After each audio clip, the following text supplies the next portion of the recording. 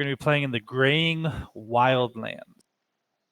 So first and foremost, this is not like the campaign setting that we do with Tony and even the previous campaign. This is not technically Faerun or Tal'Dorei, or it's Faerun, right? Or the Soaked Ghost. This is Tal'Dorei. So same but different. So what you're saying is this is completely non-canon to anything. It's canon to Matt Mercer. Yes. That's what's important. Yeah. Yes, there's a very famous YouTube / Twitch channel called Critical Role that has an ongoing D&D channel that's pretty big, yeah. And this was produced by Wizards of the Coast, so this is canon, but like alternate reality canon. How's that sound? So anyhow, It's just another plane of existence. So. boom, boom. So anyhow, for whatever reason, you guys left the southern world for whatever your purposes are, and you made your way into the Graying Wildlands. You are all coming up together, but it would make sense because caravans would always travel in groups and strength in numbers philosophy, because the Graying Wildlands is not a nice place.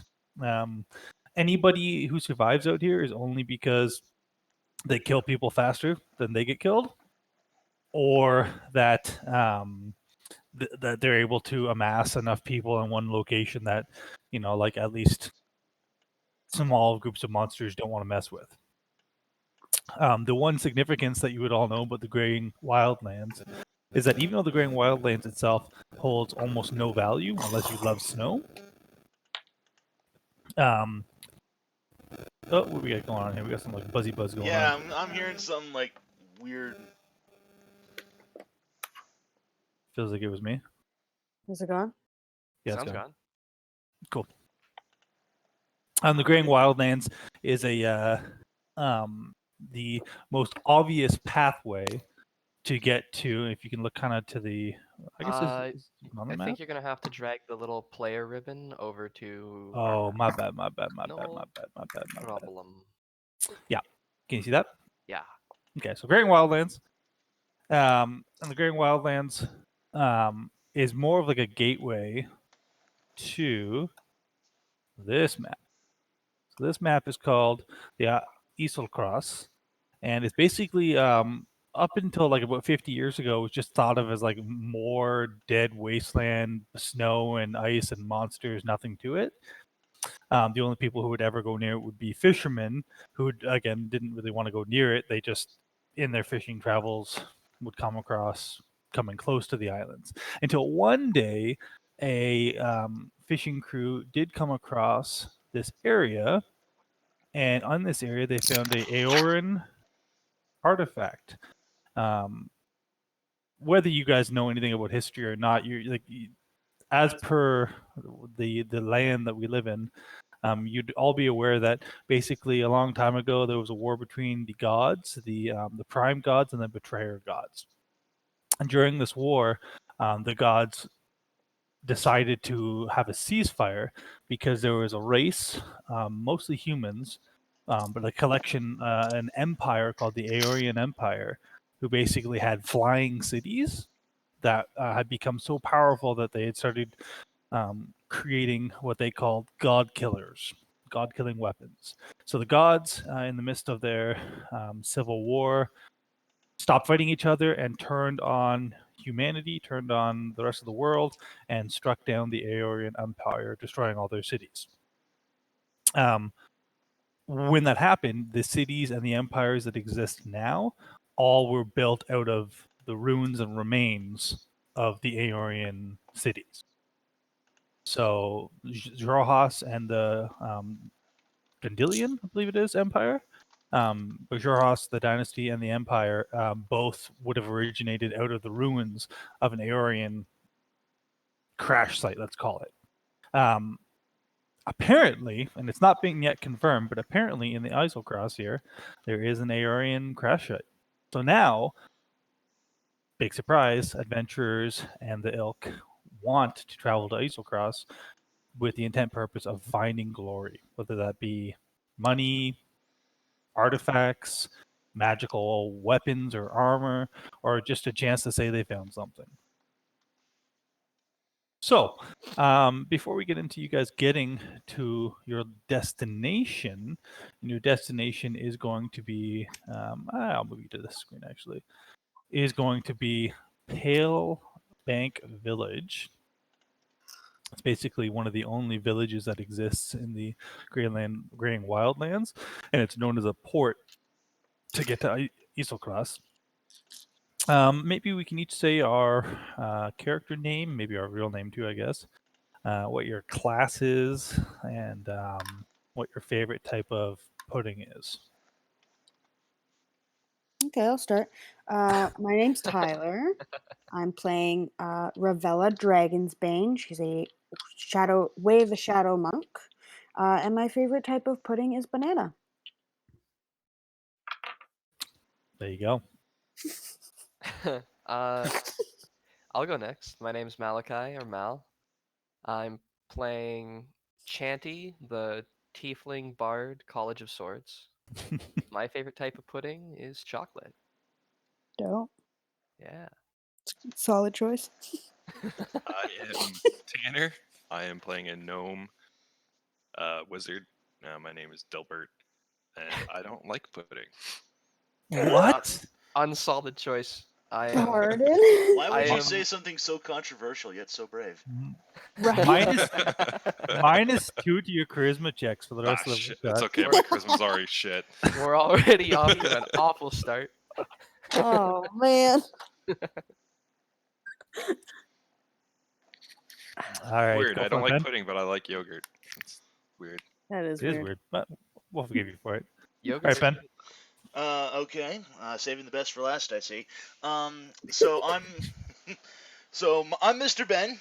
I probably should have asked before I started this. Is everyone okay with me recording this? Yeah, that's fine. Yeah. All right. All right, cool. Just probably should have, like I said, should have asked on that. So I am playing Rhogar Nightshade. I am a Dragonborn Barbarian. Dope. And also my favorite type of pudding is also chocolate. Oh yeah. Nice. There you go. There you All go. right. We're high Alrighty. fiving. You can't see it. Well, it's virtual. I understand. Social distancing and all. All right, so we're gonna dive right into the action, as it were. So the adventure is going to begin with you guys getting to the village of Palebank. Now, on your way up, there would have been close calls, meaning that on the there's not even a road to get here. So you followed a generic path, a generic direction, and there would have been times where you saw various creatures, sometimes large white mammals with white fur all over the place. They'd sometimes run on all fours. Sometimes they'd stand on their back 2 hind legs. But just you guys and you were with about 30 other adventurers or individuals who were making their way up here in this caravan. They never came at you. Sometimes they'd yell. Sometimes they'd make their presence known to you. But so long as you never proceeded towards them, you're able to continue on your way. When you get to Palebank Village, here's what you see. Snow gently falls from the sky, and wind bites your cheeks as you stand in the graveyard of Palebank Village. The graveyard is basically just the outside of the village, all the way around it. It's a big graveyard. It's a fishing outpost of Uthadornian design that is home to several hundred dwarves and elves. The sun is low in the sky, sinking behind the fresh grave of Ergon Wynneth, an old dwarf who caught a curse or disease that turned him into an ice statue. The folk of the village have gathered to pay their final respects to Ergon's frozen remains. So you kind of like walk into this, the end of this quasi-funeral.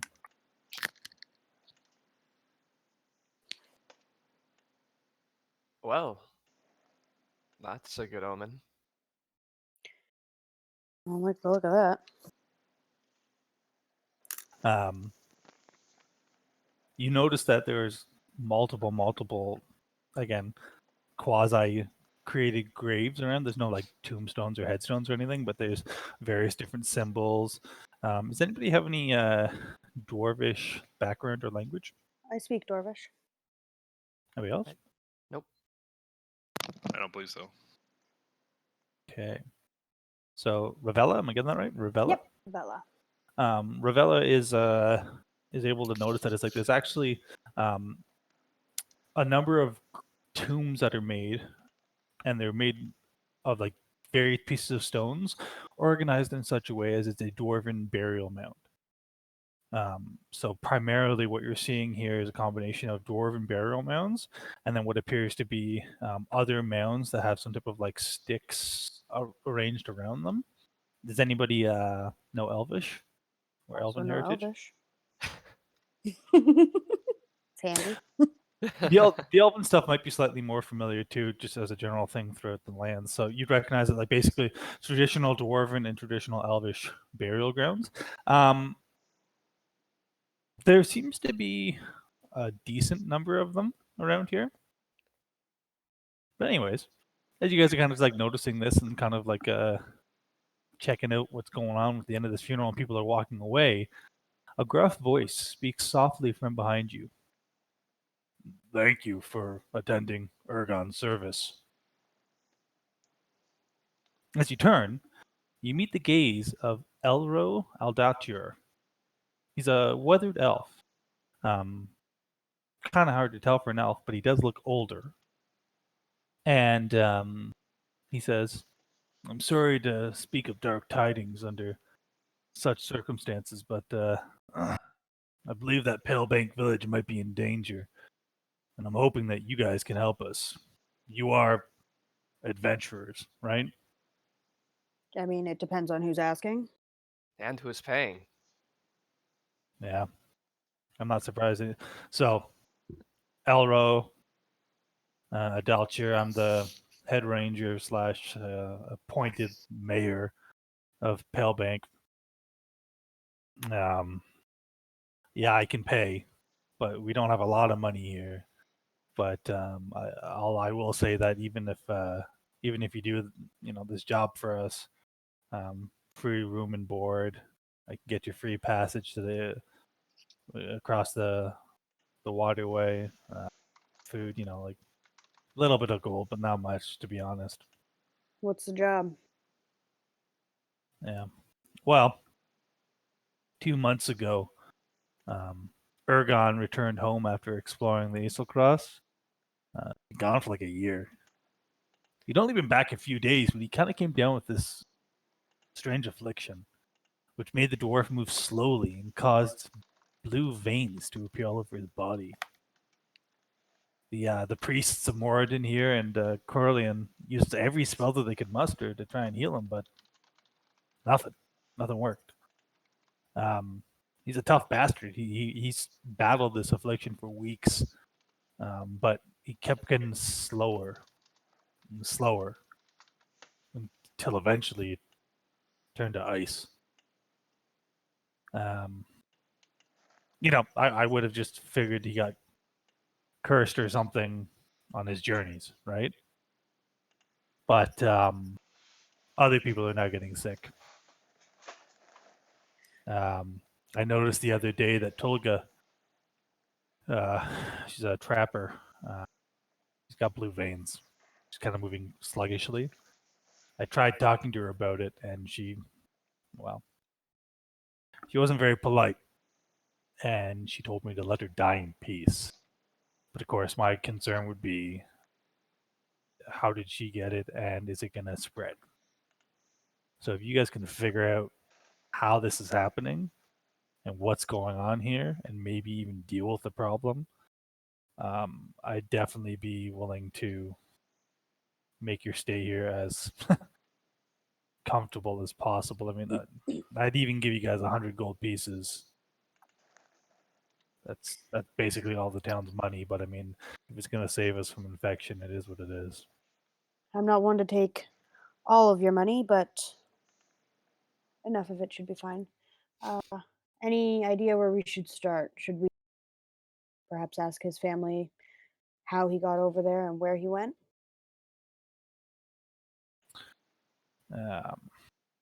Yeah, you could do that.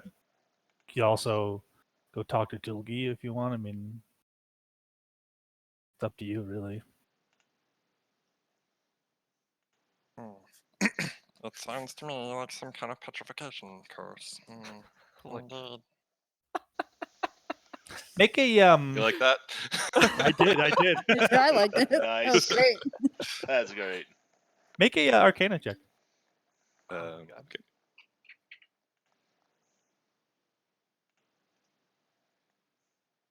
Character sheet. Well, like I said, you can roll it on. Up to you. Yeah, you rolled that home. 10 total. Yeah, it might be, I guess, petrification, but you also kind of get the gist that like petrification, if it doesn't directly turn you to stone, if it was more just like a paralysis basis, it like you've never heard of anybody being turned into ice. In No, such I a didn't way. think I would. Yeah. Other than like a dragon freezing them to death, right? So Mhm. it's nothing you've ever heard of or even considered, but yeah, it's maybe close to that. All right. Well, listen. I gotta go get the glass blades out on patrol. Problems with trolls lately, but anyways, I'm gonna go. If you need me, ask anybody in town. They'll point you towards my my shack, and best of luck. And he walks away. I'll turn to the group and go, God, that guy talked really slow. So slow. And yet somehow I still don't remember his name. Dilbert's just kind of like looking through his books, trying to like figure out anything that he can. Rhogar's just kind of idly staring off into space as if he wasn't paying attention at all. Good. It looks like it's up to you. Well, then we are screwed. I mean, to be fair, out of character, I was messing with my character sheet, so I kind of wasn't paying attention. Fair enough. I only halfway through remembered to start taking notes. Yeah. I mean, it clearly sounds like some ice curse or something in the water. I mean, there's no way that one person got it and then it didn't spread to others if he went adventuring somewhere.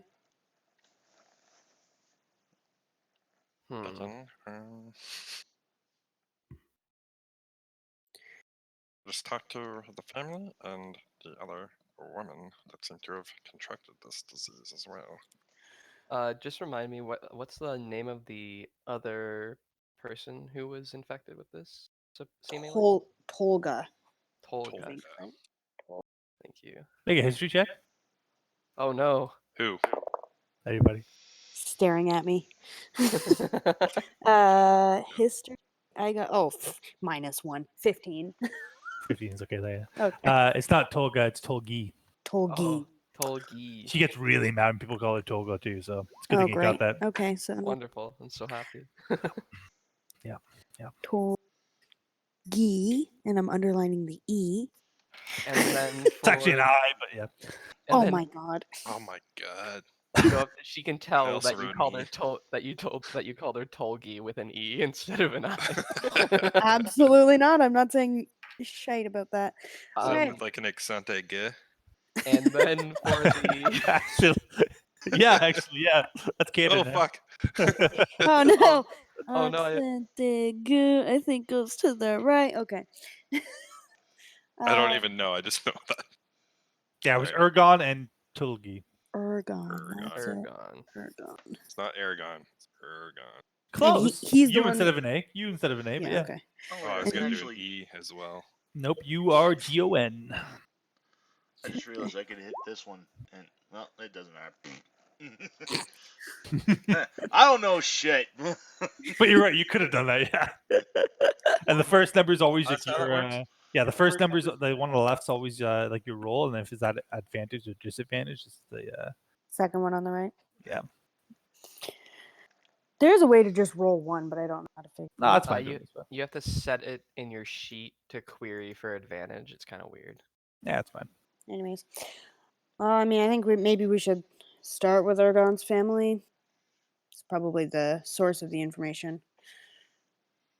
As good as lead as any as I'd we agree got. with that. I agree. So, All right. Did we get where his family lives?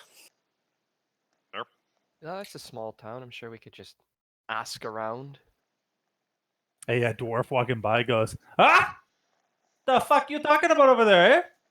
Ergon's family. Where are they situated? Probably dead. What? The whole family? I never saw. I didn't have a family here. I don't know. Not yours. Ergon. I'm not Ergon. Did you Man, know Ergon? dwarves are really stupid. I knew Ergon, and he did not have a family here. That's what I'm fucking saying. Outsider. Oh, good. Are we at this funeral to begin Oh, with? Kidoki.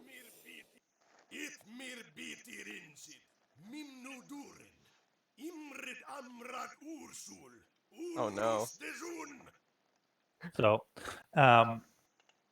anybody who speaks Dwarvish catches that as basically, your mother should go fuck a rock and get pregnant and have rock babies. Oh no. And he walks away. You ruin that conversation. Yeah, I'm not Rhogar good at grips his great axe a little bit tighter. He doesn't know what was said, but he does recognize an insult when he hears one. Another dwarf walks by and goes, "Oh, you angered Eddie." I mean, I was just asking Eddie questions. I'm not the most charismatic of people, so I get that sometimes. I rub people the wrong way. I think he's just tightly wound. Probably. He is tightly wound ever since he lost his goat. Goats are precious. Indeed. A good resource, of course. You. I heard you saying you're looking for Ergon's home. Yes. Yeah, if it's possible, if you know where it is, if you point us in that direction. Yes. He lives on the outskirts of town. Actually, and he points and he's like, it's that shack right there. And you see this in today's world, we consider it like where you put your lawnmower, right? But but back, this is his house, and there is a elf, a female elf, wood elf, standing out front of it, almost like she's on guard. Almost like she's guarding it, sorry? Yeah. Hmm. Indeed. Well, that is quite interesting. Is the dwarf that just told us about this important still there? Or did he walk? No, he walked away too. Yeah. Balls. Everybody's walking away from me. You seem to have that Dude. effect on people. Yeah, well, I rub off on people the way. Do we want to go and talk to this lady, or do we wanna wait till she leaves? She could know something. Fair enough. Lead the way. All right, and Chanty strides off confidently towards this wood elf. Nice. Hello. Hello there. Hi.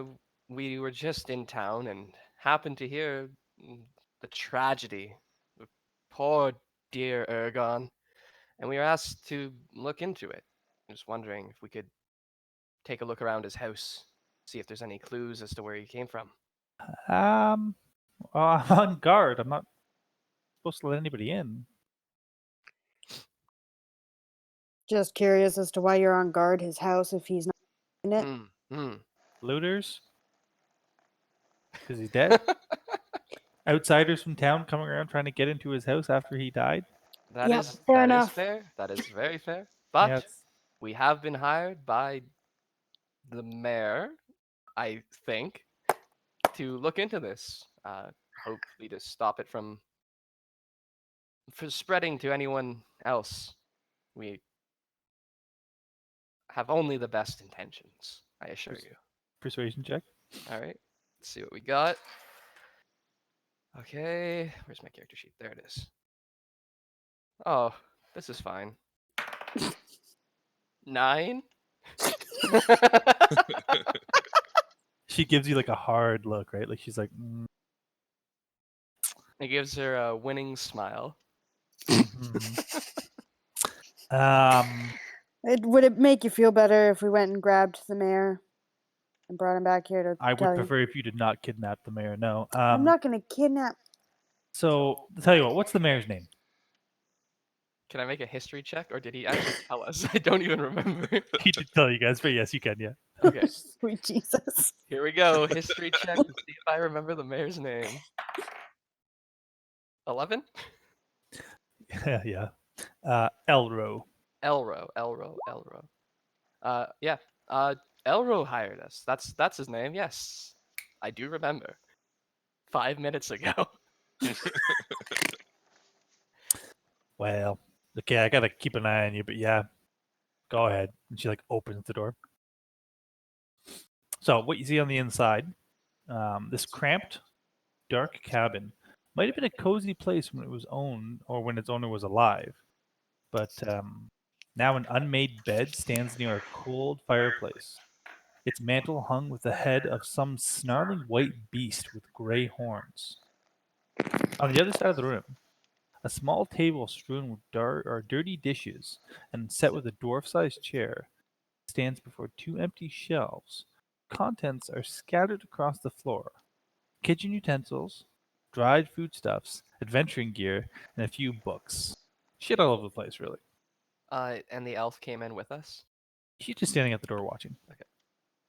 And yeah, Chanty turns to the guard and says, "Well, it looks like someone's already been here to loot."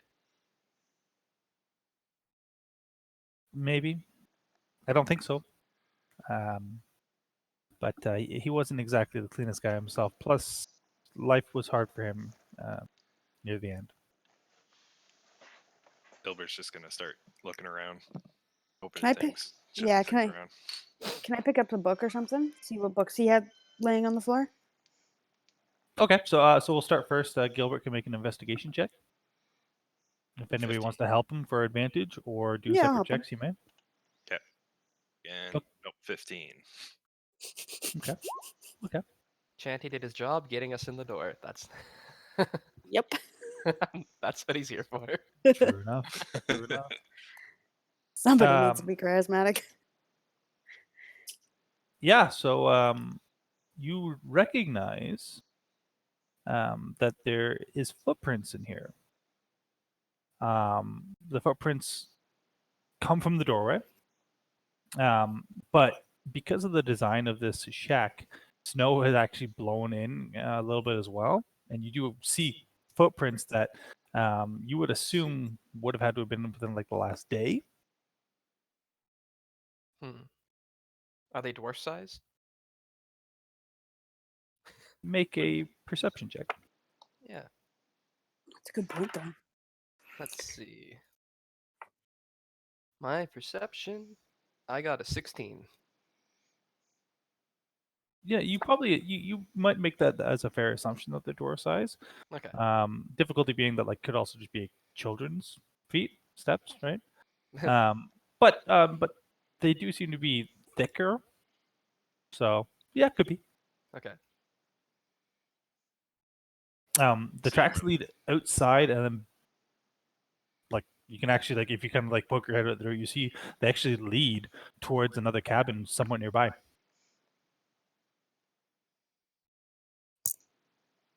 Dilbert is going to follow the tracks and investigate. Okay, so while Gilbert kind of Goes makes to his the way out there, Ruella, you pick up one of the books. Which one do you pick up? There's two books. One's blue and one's white. Pick up the blue one first. The blue one is a book on the Agorian Empire. It's like And- history of the Agorian Empire. Okay. Is there any like notes or dog-eared pages or scribble marks? If I like give it like a quick flip through. A very quick flip through would see that yes, there was more markings made in this book. No rhyme or reason that you can tell with a quick view, and it's all written in Dwarvish. And you read Dwarvish, and you notice that like a lot of them are like "aha," and that's it, Okay. or like "I fucking knew it." He wrote that down. Moradin be praised, like as if like he was just like highlighting and just being like "I'm so smart" type of stuff. Like Gotcha. Okay. So it okay. could be useful, could be nothing. Okay, so I'll throw it on the table and I'll pick up the white book. Yeah, the white book is a book on fishing in cold waters. Do the same thing. I'll flip through it and see if there's notes or anything. Pristine. In fact, you might have been the first person to ever open it. All right, does anybody go with Gilbert, or is it just Gilbert going? It's Dilbert. Jesus. Dilbert, yeah. Who else goes with Sounds like Dilbert? you're saying Gilbert. I won't say Gilbert. Is anybody going with Dilbert, or is he going solo for this? I guess I could accompany him. I'm not doing much of anything else. Yeah, there you go. We'll keep pawing through Ergon's old stuff. Okay. So what we'll do, the two of you will walk over, but as you walk over, I will get Chanty to give me a straight intelligence nature check. Okay. This is gonna be good because I am intelligent. Yay! Oh, it actually was good. I got a 17. Nice. Okay, so you notice two things. Actually, you notice three things. Number one, you notice that his adventuring gear is like under his makeshift bed. Mhm. It's in like an adventurer's like pack. So you think that maybe you could open that up and take a look around. Okay. You notice that the mantled head is almost certainly the head of a yeti, Okay. which Badass. looks like that. Wicked. And then you also notice, just as you're kind of like looking about, the one of the books, the white one that Ruella just put down, there is a piece of paper, like kind of like moisturely stuck to the back of it. Ah! And he flips the book over and grabs the piece of paper and reads it. So it's actually a receipt. In It's Dwarvish, dated- I imagine. No, Oh. in common. The receipt is dated 2 months previous and indicates that Ergon sold several Aeolian items that were found in the Easel Cross to a local antique shop, Pilk's Curiosities, for 1,000 gold pieces. Oh.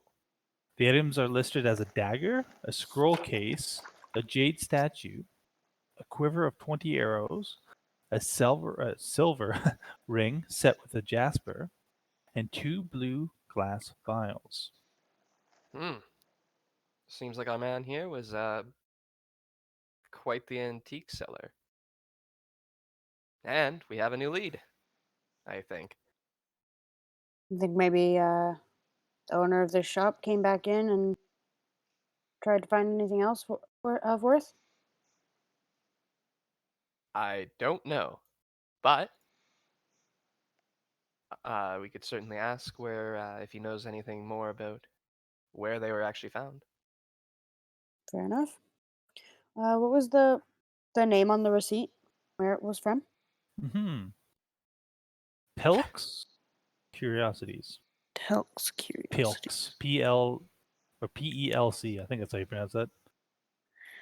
Pilk. Telk's Curiosities. Okay. All right.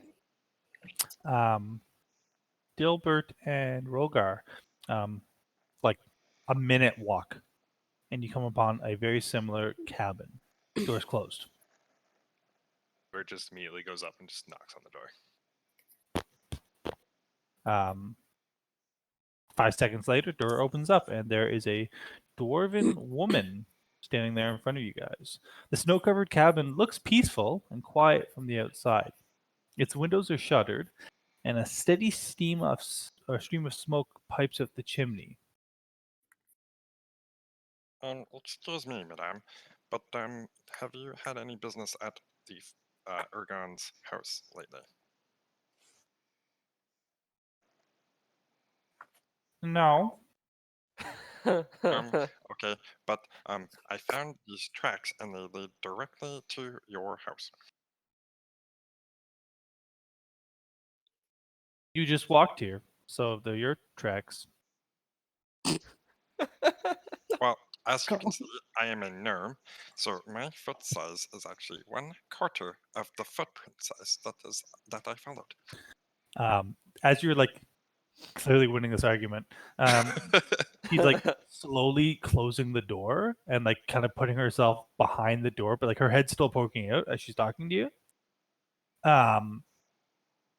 This mountain dwarf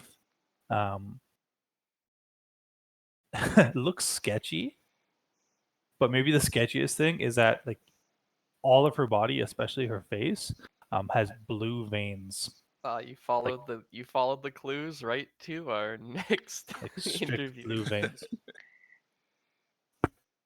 Excuse me, you have the same symptoms as Urgon did before he passed.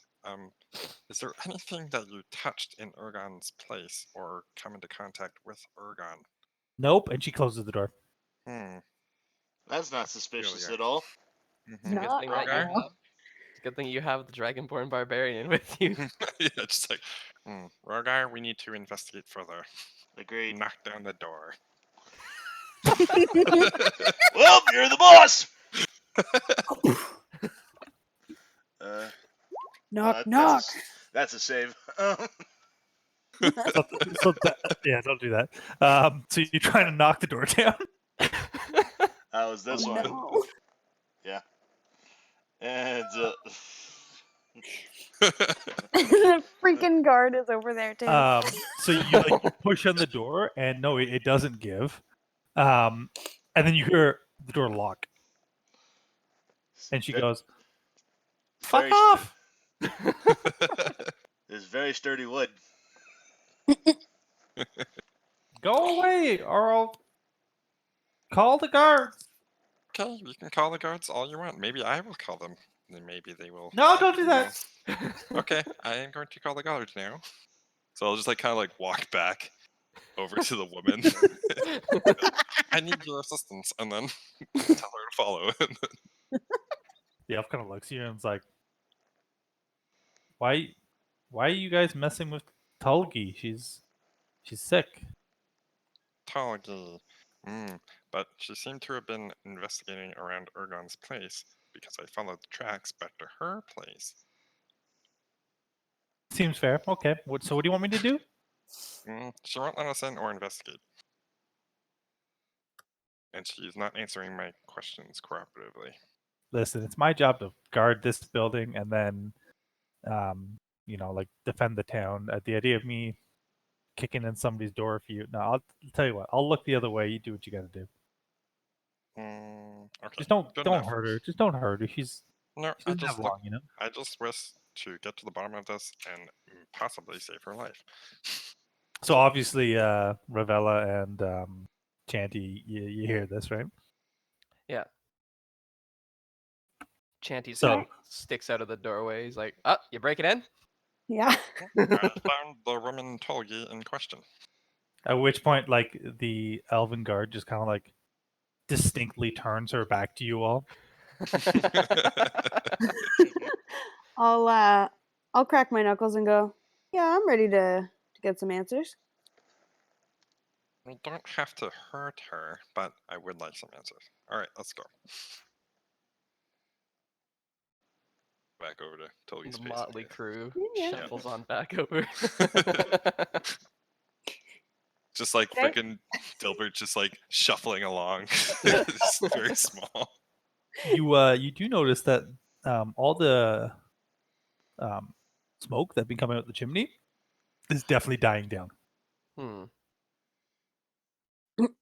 there any like windows on this place? No. Well, okay. Not that you can see. If I walk around the house, do I see any windows? Okay, yes, now you see one. There's one like on the back side of the building. Is it up high or is it down low? The roof is about 12 feet high. So it's about like 4 feet high. Keep in mind it's a dwarf's house. So to anyone who's not a dwarf, it might seem like a low window, right? Is it unlocked? Can I try and open it? So you go over to the window to try and open it? Yep. Okay, so as you go over to the window trying to open it, it is shuttered and latched from the inside. And Tulgi kind of like sees you and goes like, "Hey, fuck off!" and she flips you off. Listen, I know you can hear me. If you unlock the door, we won't break it down. Or I won't have to break your window. We have questions for you, and we're trying to save your life. Open the door. I'm stuck between intimidation and persuasion. You choose. Hold on. I get a +1 to both, so it doesn't matter. Balls. That's a 3. She like double flips you the bird down. I decide that, okay, yeah, this ain't getting us anywhere. I walk up to the door, and instead of doing a strength check, I just take a great action. I just smash it into the door frame. Well, don't break her door. Sorry. Give me an attack roll.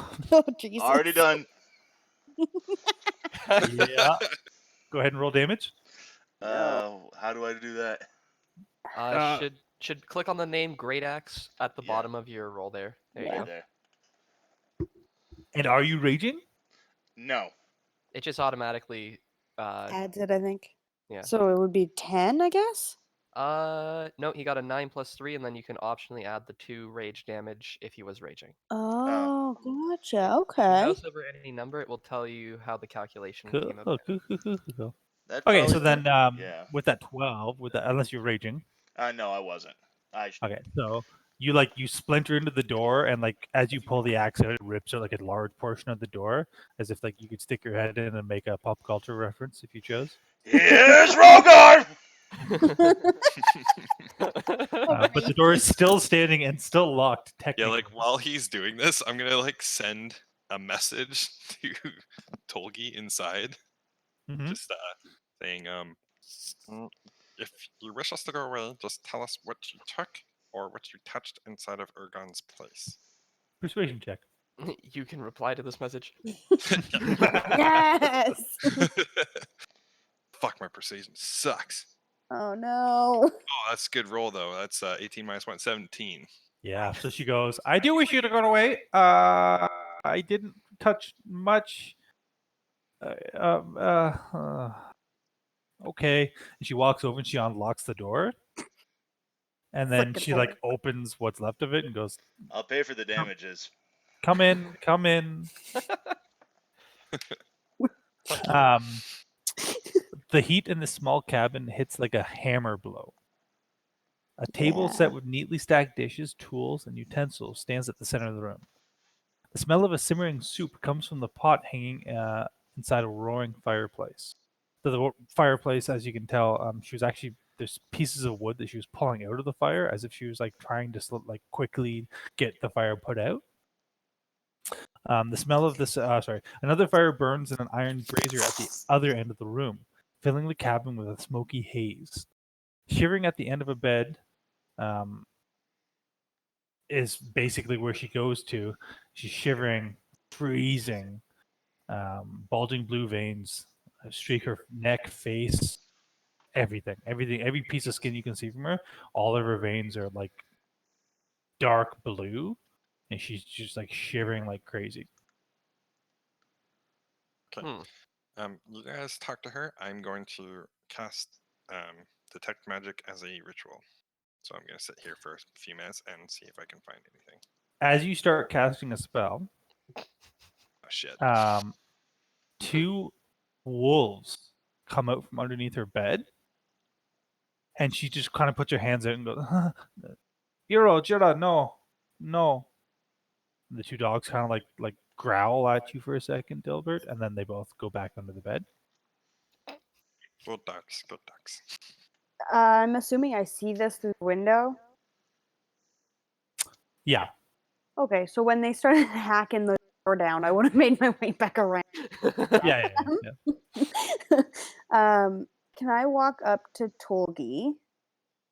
And she's probably much shorter than I am, so I'll like crouch down onto the ground in front of her, and in Dwarvish, I'll say, "We mean no harm."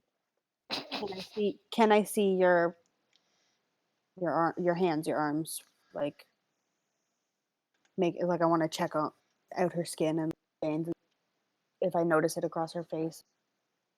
Yeah, so she does like kind of like veer, like pull away from you, like she doesn't want you to touch her, but she does reveal the blanket that she had wrapped around her to show, because she's naked underneath pretty well.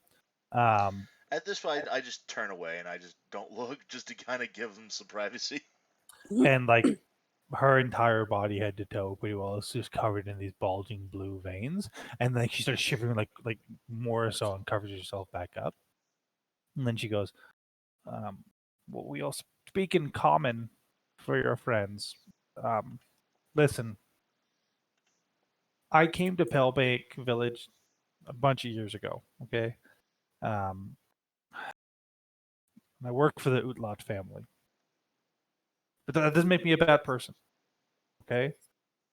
The Utlot sent us here to kind of keep an eye on treasures coming back from the Easel Cross, with the intent of stealing them. When such an artifact came through this, settlement, it was our job to keep an eye on it, and if we could, steal it, but definitely keep it away from the Uthadern or the Dwendalian Empire. When Urgon returned with his treasures, I saw a chance. I waited for him to sell what he stole, or sell what he had, to Pelk's Curiosities, and I stole everything. See, like a dark look kind of come over her face at this point. I gave most of the relics to Huli, but I did keep one for myself.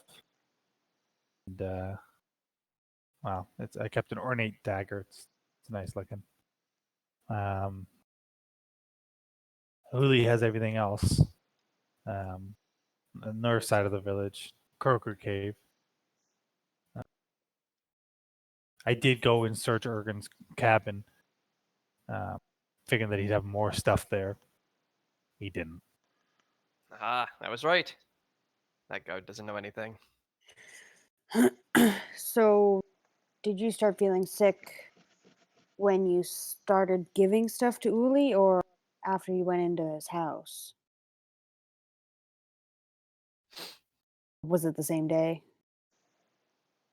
Yeah, it was after I gave the stuff to Huli, I guess, but Before you went into Urgon's house? what? You think it's related? I mean, I think so. He touched one of those items, touched the items that he brought back. It's got to be from that. Okay. They are the common denominator in this, yes. You don't think it's? Oh no. You don't think it's this, do you? And she pulls out the dagger. And like she doesn't like wave it at you like menacingly, but she Okay. like pulls it out from underneath the bed sheets, Yeah. and it's a like ornate, beautiful, like gem encrusted dagger. All you can tell, even from just like, even in the smoke that's going around, like you can see the glint of the shine of the blade. Like this is a very nice dagger. Okay. Does it have any like markings in Dwarvish, Elvish, or Common on it? There are markings. Yeah. You would have to do a closer check to see. Yeah, without touching it. Don't want. So you're gonna get as close as you can without touching it. Yeah. Yeah. All right. Sorry, what did you want me to roll for? That would be a Arcana or History check, your choice. 13. It's really, really, really nice, but you've never seen these markings before in your life. I have no idea what this is. Anybody else? Dilbert just kind of pipes up for a second. If you let me finish my spell, I will tell you exactly what. And then he goes back to like casting the spell. Fair enough. Sounds good. I'm just gonna hit the bathroom for a sec. If you guys want to meta talk for a sec, that's cool. Well, this is going a lot better than I thought it was going to go. All thanks Oh, to me. yep. Here's Rhogar. Funny thing is I was actually thinking of the "Here's Johnny" scene from The Shining, and then when he Oh. mentioned Right? about when he The mentioned second, the yeah, second you said I start attacking the door with my axe, I was like, he's gonna do it. yeah, I was planning on like if she wouldn't let me in through the door and then you didn't do that, I was gonna like punch through the door and then like search for the doorknob and like try and do it. Yes. I was gonna ask if if you hadn't had asked do the whole persuasion intimidation thing, I would have just said if there was been a sizable hole, I would have just reached in through the door myself to unlock the door from the outside. Yep. Dilbert saves the door's life. All right. Speaking of the door, at this point, Julgi gets like into her bed, and she's shivering from the giant hole in the door that's allowing all the cold air in. Good. I'll walk over and I'll see if I can find any like wood planks or anything and try and like patch it up with hammers and nails and stuff. Yeah, I'll Not assist enough. on that. There's nothing like that in here. If you have those materials available to yourself, sure, but We Let's are see. near a forest, aren't we? not Let's really. just- No. Let's go chop down some trees and refine them into planks. Did she- I would say I This got is a gonna great sound axe. Is That's there not like how an it works, Rhogar. is there an unburnt log I can just kind of like in the hole? Um, make a perception check. Okay.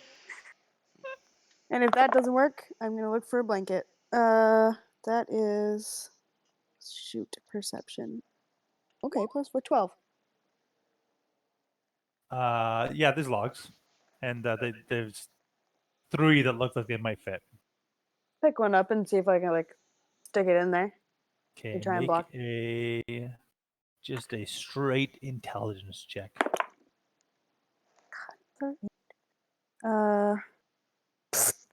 7.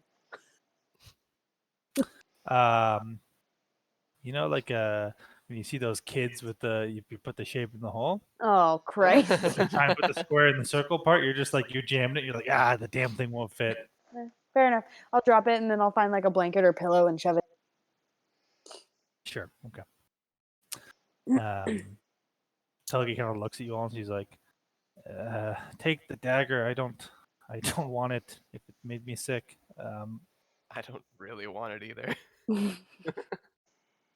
If I'm being perfectly honest with you.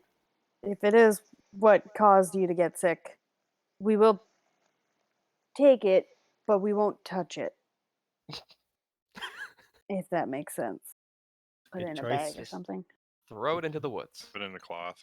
Let's say at this point, detect magic is done. Okay. Okay. So there's nothing in here magic wise. Mm. Including the dagger. There's no. Sorry. There is an enchantment on the dagger. A very typical like +1 to the dagger. Like it's better, Oh, right? okay. But there's past that, there's nothing about it in terms of like a curse or in terms of any type of magical aura. Gilbert, if you want, because you are looking at it now, if you want to make an Arcana or History check yourself, you can. Oh, the +5, so that's the same. Oh, good, 23. Yeah. This is Aeorian. It's an Aeorian dagger. So this is a certainly an expensive relic. Certainly something that that many collectors would want, and also Aeorian quality weaponry and whatnot is always like of very fine quality. So in reality, this is probably just like some nobody's dagger, because everybody of the city of Aeor would have had incredible things. So I'll just like kind of walk up and be like, okay, this is not. I don't believe this is what caused your inflection, but we will be taking it with us.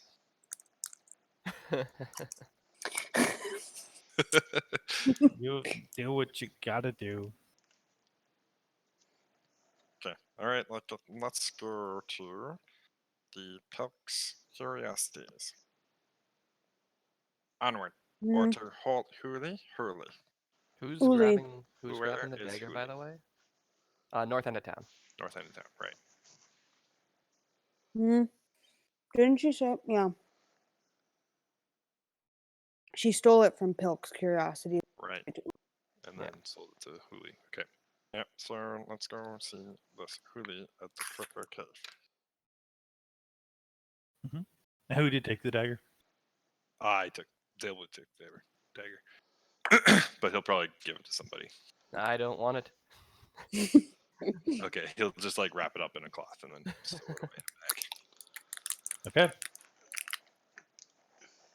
I just kind of wonder out loud, was there any like residual traces of poison or anything of that nature on that blade?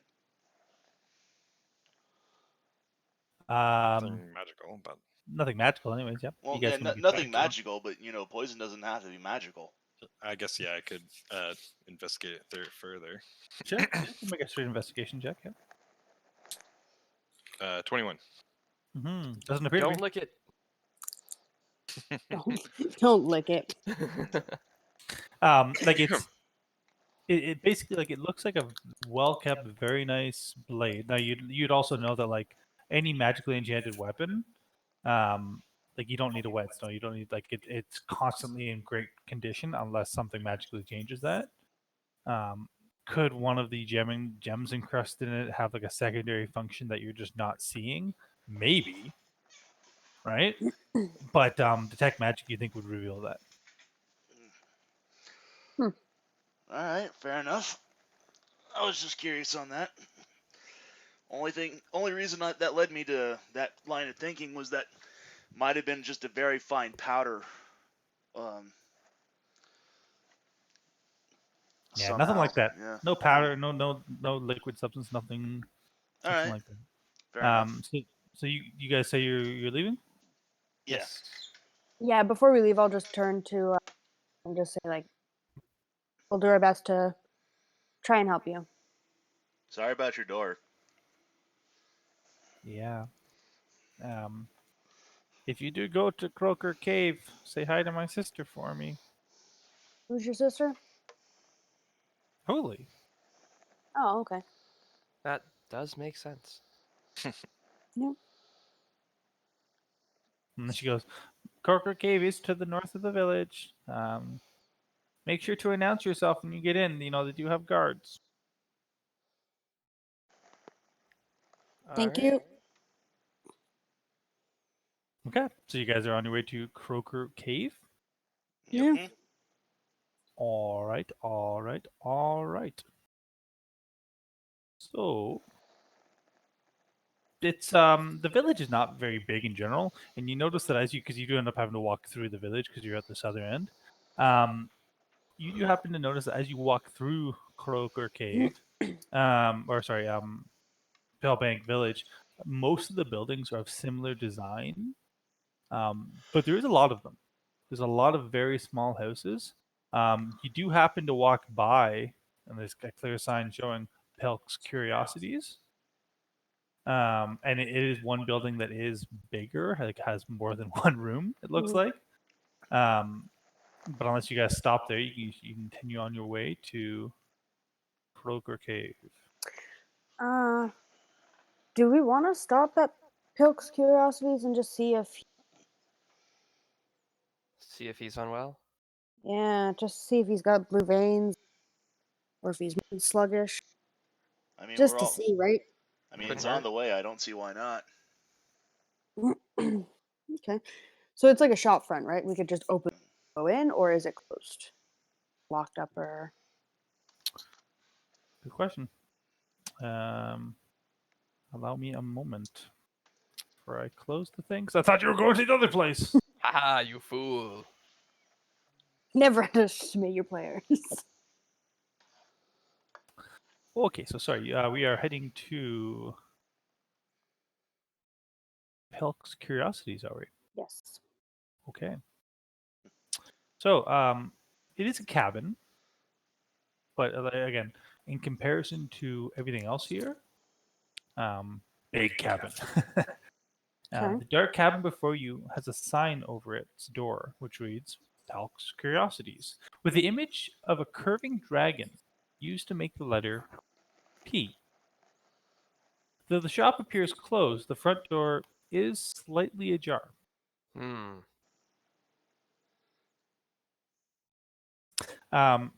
Most of you, put it this way, does anybody have a perception score, passive perception under 11? Nope. Nope. Okay. So, Where would I see that at passive perception on here?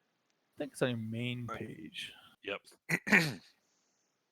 Under your Oh, modifiers. passive wisdom perception 13. Yeah. Okay. Good. Just as So you used to kind of fantasy get grounds. close, that there's whispered voices and footsteps inside the cabin.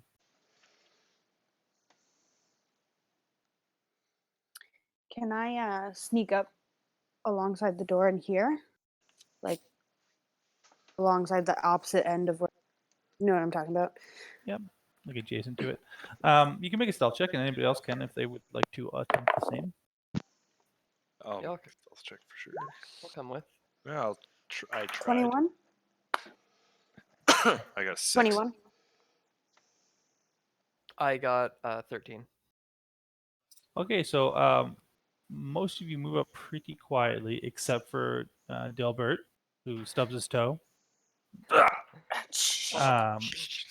At which point the whisperers all stop, and then you hear one of them say, "Somebody's outside."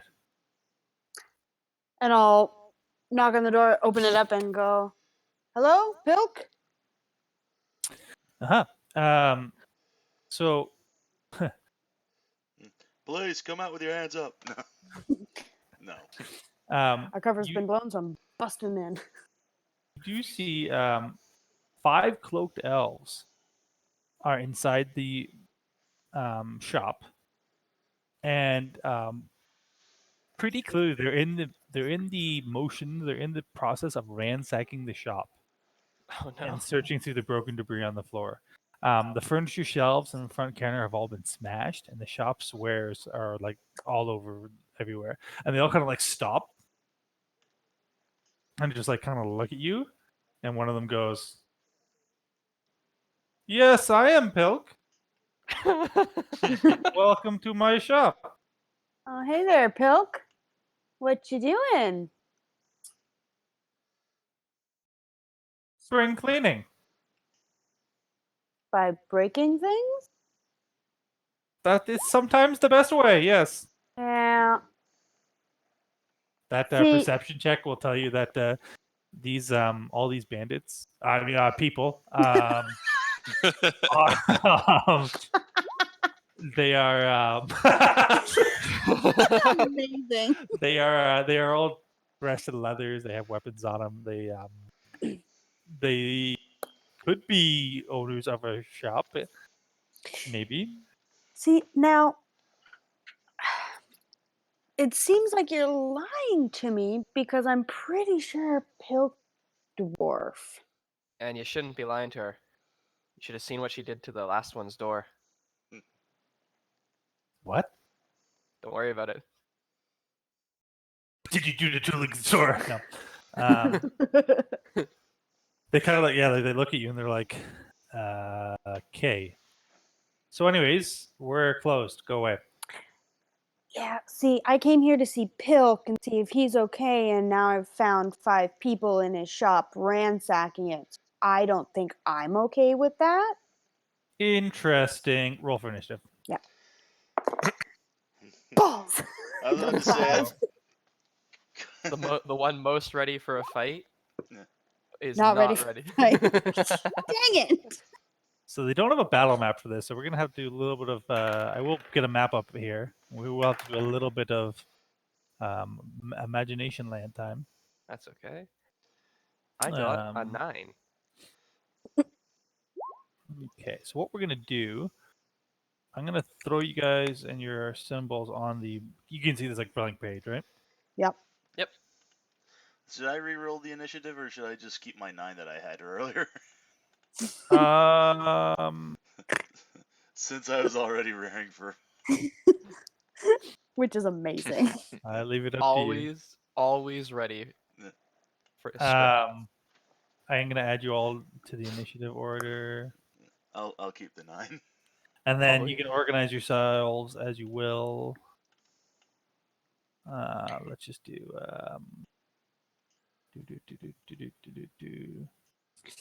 let's just do something like that.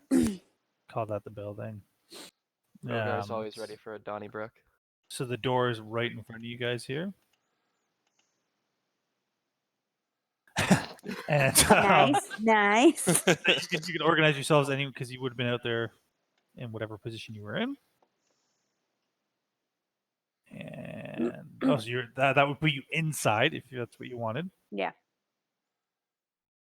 Okie dokie. Yeah, be slightly inside. Be outside. Just slightly behind the door. That way, probably. Figure out amongst yourselves which of the blank silhouettes you are. Yeah.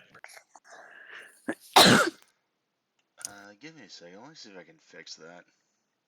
Yeah, you can add a picture for yourself if you want. I don't know how you found a token for yourself. Super. I actually took a picture and then I went to, let me get the,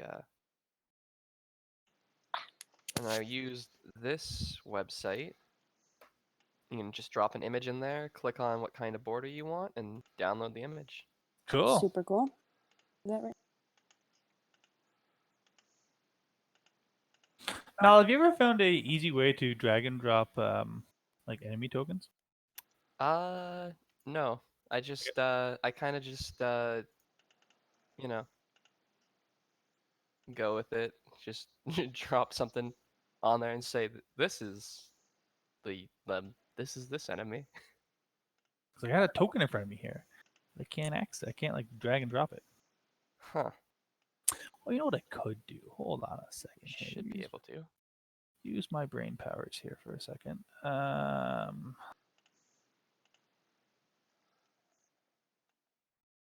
Yeah, that'll work. Oh no. A band of identical elves. Yes. Oops.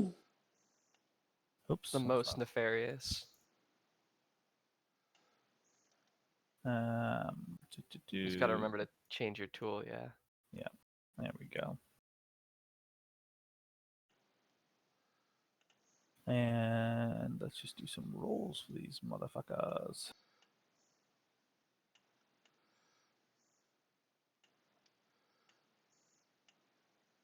And I gotta get music going. It's like I haven't DM'd in like a while.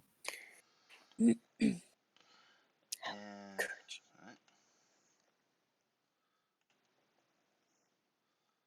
and you said we just give me a second. Where's that thing? You should be able to edit your own what's the word I'm looking for here? You should be able to edit your own initiative on turn order by clicking the number. Mm-hmm. Okay. I was actually asking about the whatchamacallit, the tokens. Oh, sorry. So open your character sheet. Okay. Let me just get mine open. There should be a little button that says edit in the top right-hand side. Yeah. Oh, And then, I see. Yeah, and then just choose where it says avatar. Put what you want there. I changed my avatar, but I might have to like redo my token or something.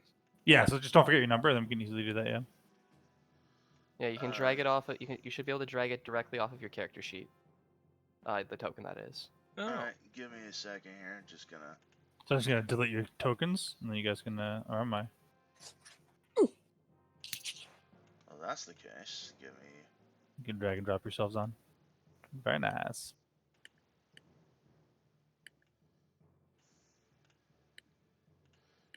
Cool.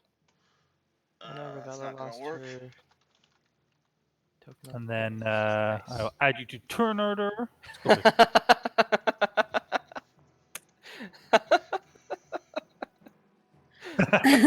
I like it. I like Giant. I I like wish I could Rhogar. make mine bigger. That's awesome. Did you cast in large? I thought you cast in large. Why would I want to be a bigger target? I like Rhogar's token. It's just not there. It just disappeared from the frickin'. What happened to it? I don't know Look what did I do. look in the text channel. I took a snip of it.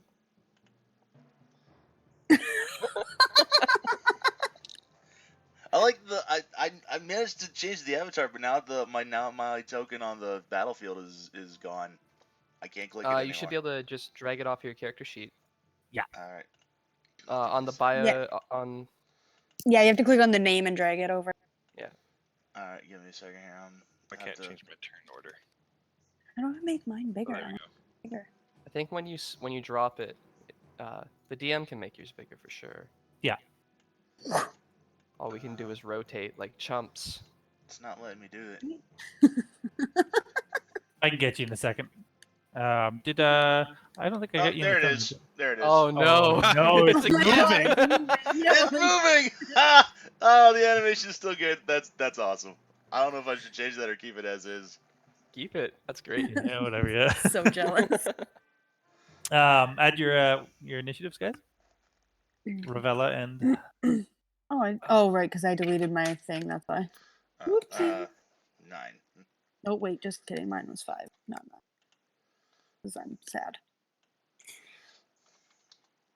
So. okay. So you see that the bandits, who are clearly bandits, yeah, they're ready to fight. Like they jump like they're ready to fight. So then, Dilbert, you do see their aggressive action. You go first. Only Dilbert was ready for this. I'm ready for everything at all times. I believe it. All right, I will cast just firebolt at the one in front. Alrighty, go ahead and make an attack roll. So 22. Yeah, that might hit. Go ahead. Yeah. Fuck, what is it? 1 to 10. Where's my 1d10? There you are. 8 damage. Nice. The firebolt Fire damage. flings in, catches it, the elf right in the chest, and starts like burning the like armor right off. Pretty fucked up after that. Anything else? And then I will move off to the side. Good call. Good call. Alrighty. That makes it one of the back ones' turn. So one of the back ones is going to pull out a light crossbow. Oh boy. And he's going to take a shot at Rhogar, the biggest target in the room. It's a 15 to hit. Does that hit? Armor class is 13, so yeah, I'd say that would be a hit. Alrighty.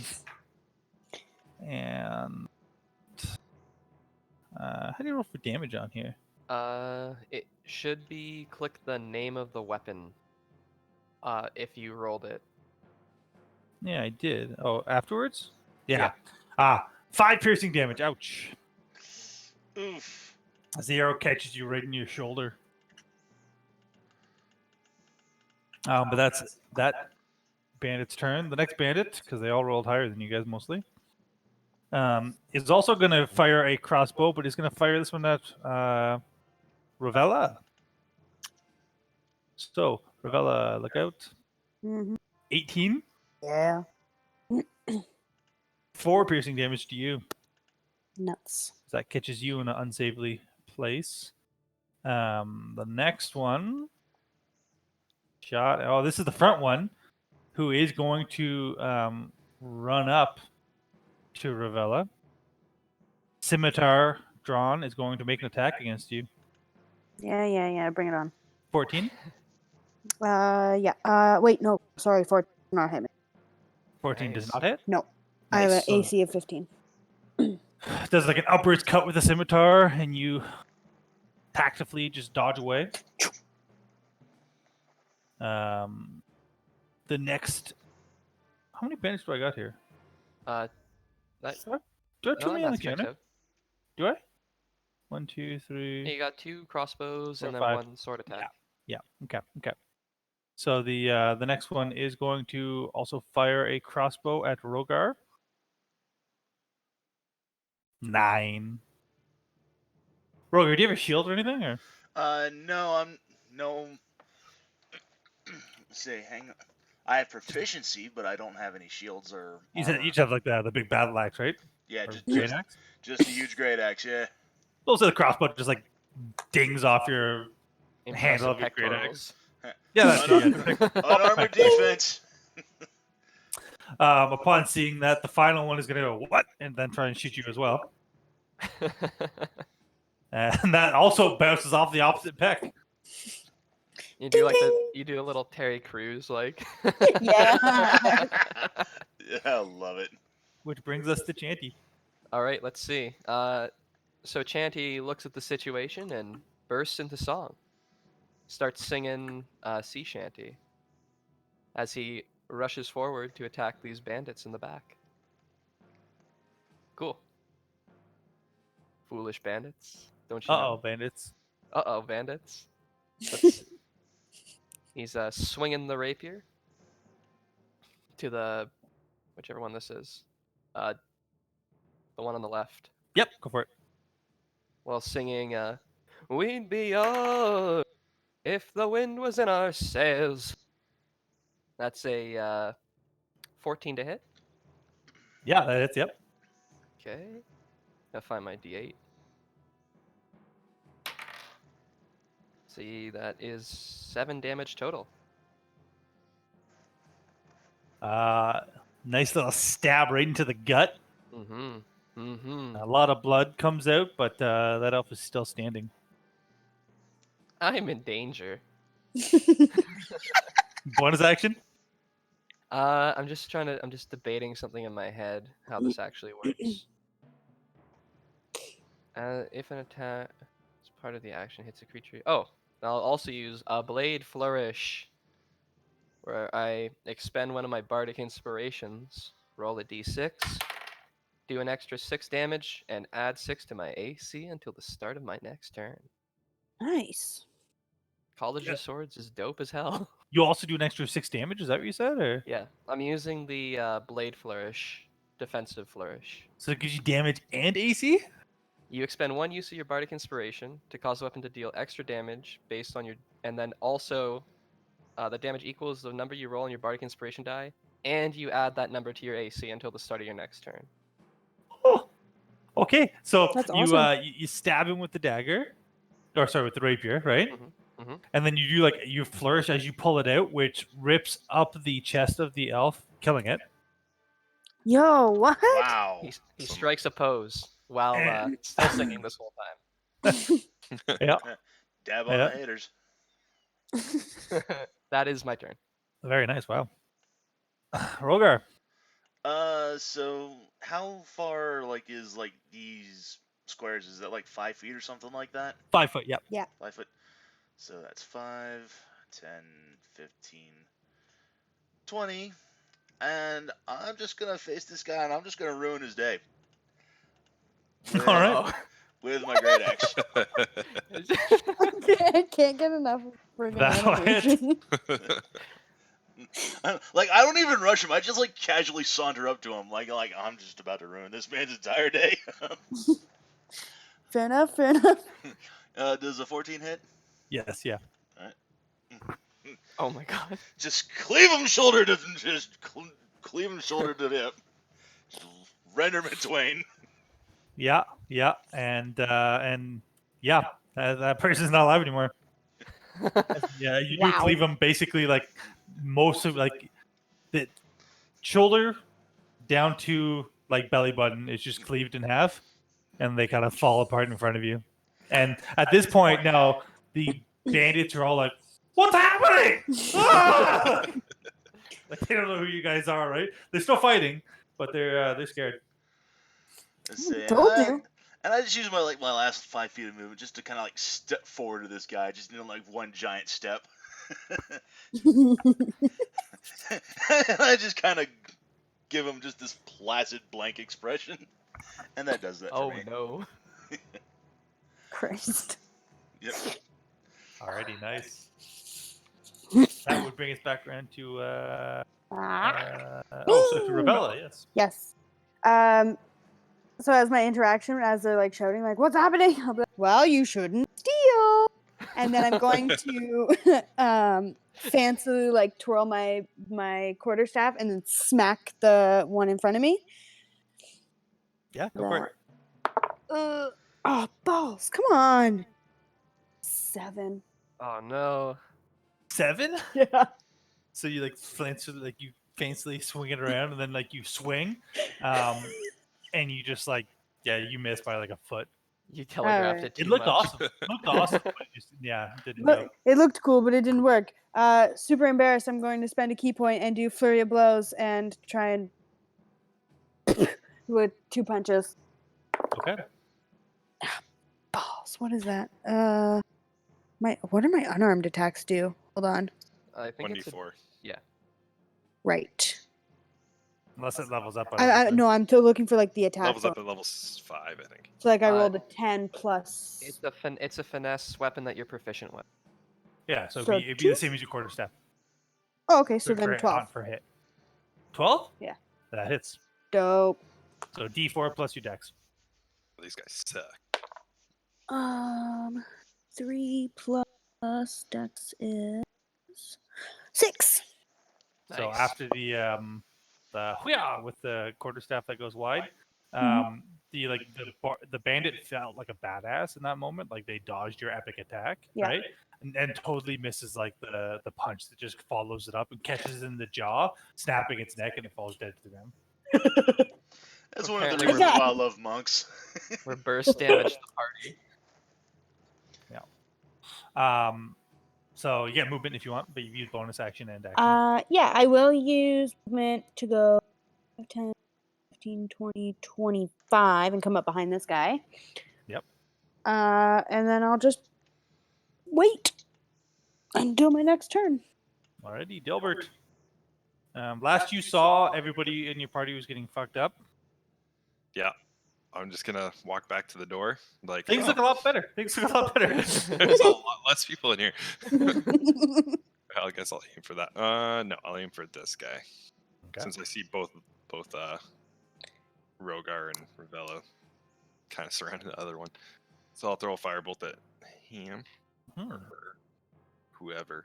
That's definitely not gonna hit. That's 10. Yeah, that does not hit. The bandit ducks and the firebolt goes Yep. over the head. And just a piece of notice, you do notice your firebolt goes over its head and hits a door right here. Oh, Oh nuts. no.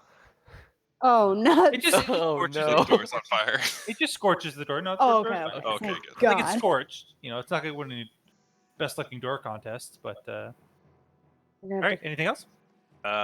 Actually, I feel comfortable getting inside the door now. And just Fool. watching. You fool. Alrighty. So, the one is going to look at Chanty and is going to start singing its own song about getting drunk on a Tuesday. But it's not a very good song, as you might have guessed. But it is going to try and scimitar slash at you with a similar yet not very effective flourish. And it gets a 9. 9? No. So My AC is currently 20. do you see yourself like What? in your flourish, like parrying the blade away, or Oh yeah. so? Blade comes in, you easily like spin it away, and the bandit's just like flustered, just like what? Huh? That's the end of that Definitely guy's turn. dance-like. The other elf, seeing that they're kind of like surrounded, is going to turn and strike at the monk at its back. Good luck. That's a crit. Balls. Not 20. So it's going to hit you for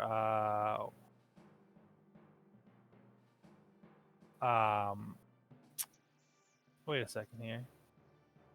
Yeah, oh boy, for 12 points of slashing damage. Oh my god. Ouch. Jeebus. Yeah, it like spins around and like the blade comes down faster than you could have expected, and it catches you like in the face, and does not feel good, I assume. Yeah, that really sucks. Chanty, I- what do you do? Are you like down or are you still standing? Oh, I'm still standing. Just damn, didn't yeah. like taking more than half health. That's fair, yeah. Holy shit. Okay. So as my main action, going to definitely cause this man here some anguish, I suppose. Let's see. Come on. I need a new pair of shoes. Oh shit. I got 21 to hit. Yep. Yep. And you D8. notice that the bandit shoes are not that nice. Oh, okay. I don't want them then. That'd be 7 damage. Ouch! Another perfect pierce into the chest. As in, he calls over to Ruella. Steady on, steady on. And let's see, there it is. Healing word. You get. Heck yeah. Holy shit. No way. Oh yeah, no, I don't know how to count. I was like, yes, Well, yes. it's still good. You get 7 hit points back. Oh, heck is. yeah. I Thank you, miss. I misread plus your ability modifier as your attack bonus, and it was like, there's no way that I just healed you 9 hit points with the fucking with the bonus action spell. Wicked. All right. Well, thank you very much. Not a problem. And that is my turn. Nice. Rhogar, what do you do? I step up to him, this person here, and I'm like, I was going to say that we'll be accepting your surrender right now, but after that little display. Mm-hmm. So because it is an advantage, we would take the 14 instead of the 9 there. Either way, we would take the 14. But yeah, so go ahead. Whew. Whew. I don't know if I should have that be a killing blow or not. You said you weren't going to spare them, so. Yeah, alright, no. So the bandit's feeling pretty strong, but pretty strong till it doesn't have a head because it's dead. Wow. And then I just kind of go up and just kind of casually saunter up, like, behind this person. Seeing all of her compatriots slain, Slain. super deady. This one holding the stab wound in her chest drops her scimitar to the ground and goes, I'm done. I'm done. I bet you are. Parlay. I'll accept your parlay. I say we'll be accepting that surrender now. Yep. Full on surrender activate. Kicks the scimitar away. Pulls out the crossbow, but like pulls it out like backwards, and like hands like the handle end to you. He takes it graciously. Thank you. What do you Always want? wanted one of these. You can take anything you want that we found here. You can what do you want? Well, I want to know why you're ransacking this place. Nobody's seen Delra for a while, so we figured we'd come in and Huli said it would be an easy job, so Oh. So you work for Huli then? maybe. What Yeah. a coincidence. That's a coincidence that we're going to be going to see Huli and talk. Yeah, that's good. You know, she's not good at talking. Huh, that's weird. Ravella says out loud. Strange. There's no like accusatory, it's just a fact. Yep. Like, how very peculiar. Oh, we were just on our way to see Huli.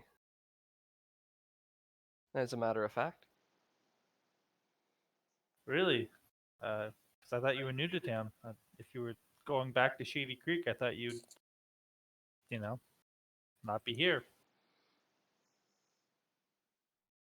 Wait, what did they call it? Shady Creek Run. Okay. Huh. You can make an insight check on that if you want. Yeah. So I see your confuddled. I'll incite that because we are, as far as we know, the place where Hooli's at should be called Croaker Cave. Or Croaker Cave, yeah. So what's your roll? I got 15. Mm-hmm. Mm-hmm. Mm-hmm. Mm-hmm. So what Tulig told you was that her sister worked out of Croaker Cave. Mm-hmm. What this person just told you, which you're pretty sure was a lie, was that Huli was back in Shady Creek Run, which is the most southern part of the north. So you wouldn't have traveled through it, but you would have traveled around it on your way here. Now that is very interesting, because we were told that Hooli is in town here. Listen, I can't tell you anything. Like if I tell you something, Huli will like mess me up. Let me put it this way. If you don't tell us right now, we'll mess you up. Intimidation check. Let's see if I get it. And with advantage because you guys have mercilessly slaughtered the rest of their group and I got. everyone's surrounded. I'm happy that you said advantage because my first roll was a 1. My second roll, however, came out to a total of 17. Yeah. Nice. Kind I was of about like to say looks- I could just wordlessly hold up my great axe, maybe see if that would give it any sort of a bonus. Yeah, covered in blood and everything. Yeah, yeah. Plus, this person's not looking too good themselves. They do. Yeah, like I just stabbed them. Yeah, they look you in the eyes, Chanty, and for a second, there's a look of defiance, a look of like, yeah, fuck you, like I'm tough, and then like just like the sincerity in your voice and the way that you're looking at them, just like you see them just like kind of crumble in front of you, and they're like, yeah, 100% Croaker Cave. Yep. Mm-hmm. Mhm. Mm-hmm. See, isn't it nice when we all get along? Mm-hmm. I work for Huli Lutan. We all work for the Utlot family. Mm-hmm. Mm-hmm. And you said you hadn't seen who in so many days? Verla Palek owns this place, and that's not. No, we hadn't seen her for a while. We saw her about 10 minutes ago. Huh, where is 10 she minutes then? ago. Points to the back door, but that wasn't us. I'll walk over to the door and check it out. Opening up that back door, you see what appears to be an ice statue of an elf is bundled beneath the blankets of a bed along the east wall of the room. A small table loaded with dirty teacups and kettles, and a kettle, stands next to the bed. Oh, Yep. That would explain. What is yeah. it? So it's definitely one of the items that Ergon had. Because Verla here is also an ice statue. But that wasn't us. Don't Oh. worry. Look, we believe you. Sorry. That's one of the only things I've 100% believed that you've said so far. Yep. Good. Okay. Can you tell us any items that Tolgi gave Huli recently? Yeah. Well, all those items, like all the ones found from the from Ergon, right? All the ones that he found on while he was in Isolcross, all the Aeoran items. Just a couple weapons, a couple vials, a shield, like a couple of items, yeah. Did you happen to touch anything? Touch? No. No, I wasn't part of it. No, anyways, I was just told to come here. Really ordered us to crash the place and search for potions, scrolls, any items that might help her in the current circumstance. What a coincidence. Her We're also current trying to circumstance. help Hooli with this. Trying to help Huli? No, you're Well, not. Well, by happenstance, yes. You have a cure for the blue vein? Not yet, but we're hoping to find out. So Hoolie's got the blue vein. Yeah. Or it's Yeah. most definitely not the stagger. Does anybody wish to use the stagger? I still don't want it. I can still hold on to it. That's not a problem. The bandit kind of goes, well, I'll take it. Nope. Oh. Just give her a slight slap across the face. No. This little gnome, just come here. Which she takes, yeah. Okay. Yeah. Hmm. I think we've Well- gleaned everything that we can from her. Just The about. bandit does mention we didn't find anything of any real worth in here. I mean, well, I think we should probably leave the items that you were trying to take, and then maybe take you back to Hoolie. Have a little chat. Mm-hmm. Great. This is all Hoolie's just not a going to be big happy. misunderstanding, I'm sure. Sorry, you said Hoolie's not going to be there? Oh, she'll be there. She's just not going to be happy. Well, She doesn't I don't like think she'll be. outsiders. I think she'll find that we can be very persuasive And helpful. and always- helpful. It's always good to have professionals in your employ. Oh, Yeah. you guys are thieves like us. Uh, Okay, then it'll go fine. No, well, Not entirely. I am no thief. I would classify myself as a smuggler more than a thief, but Okay. So I guess I'll lead the way then, or that would be much appreciated. And we'll just follow her out. alrighty. So she will lead you guys to Croaker Cave.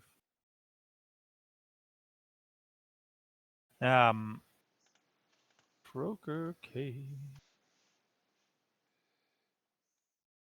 So as you're walking up to Croaker Cave, the bandit, probably more out of a little bit of fear, a little bit of anxiety for the situation that they're in, talks a lot. And one of the things that they talk a lot about is, well, how did Croaker Cave get its name? And the bandit's actually warning you as you come walking up. Croaker Cave got its name because of its giant ice frogs. Nasty little bastards, really. But they do inhabit this this cave. So just as we go through, there's going to be areas where we got to kind of watch our step and be careful. You know what I mean? Ice physics on a tabletop game. Brilliant. I don't know what that means, but yep. So you go first, obviously, and show us the way. Sure. Mm-hmm. So as you guys get close to the cave, it is like almost like a mound in like this icy terrain with a pretty clear entrance to it. There's lots of foot traffic that you see in terms of like prints on the ground. They're not even trying to hide the tracks. But there's no signs of patrols or guards. A plume of smoke rises from the ground beyond the cave entrance, venting through a narrow natural chimney. The bandit kind of stops and goes, "So you're going in, right?" We are, yes.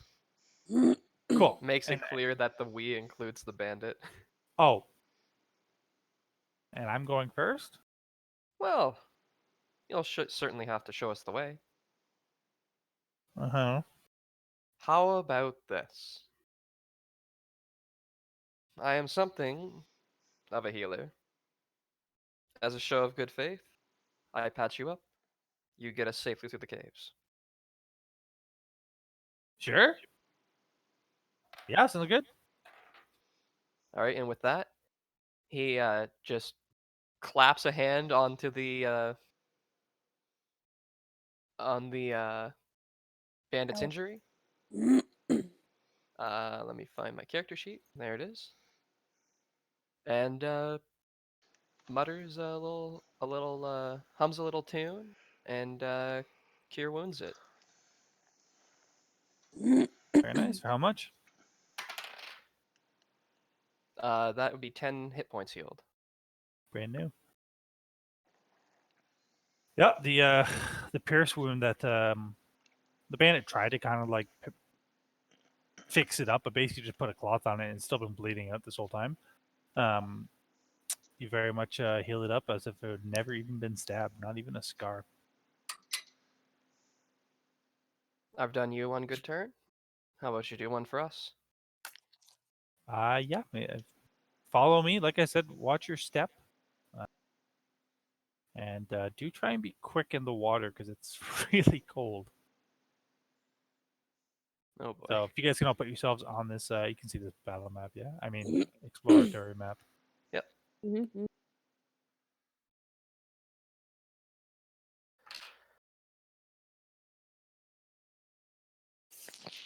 Okay.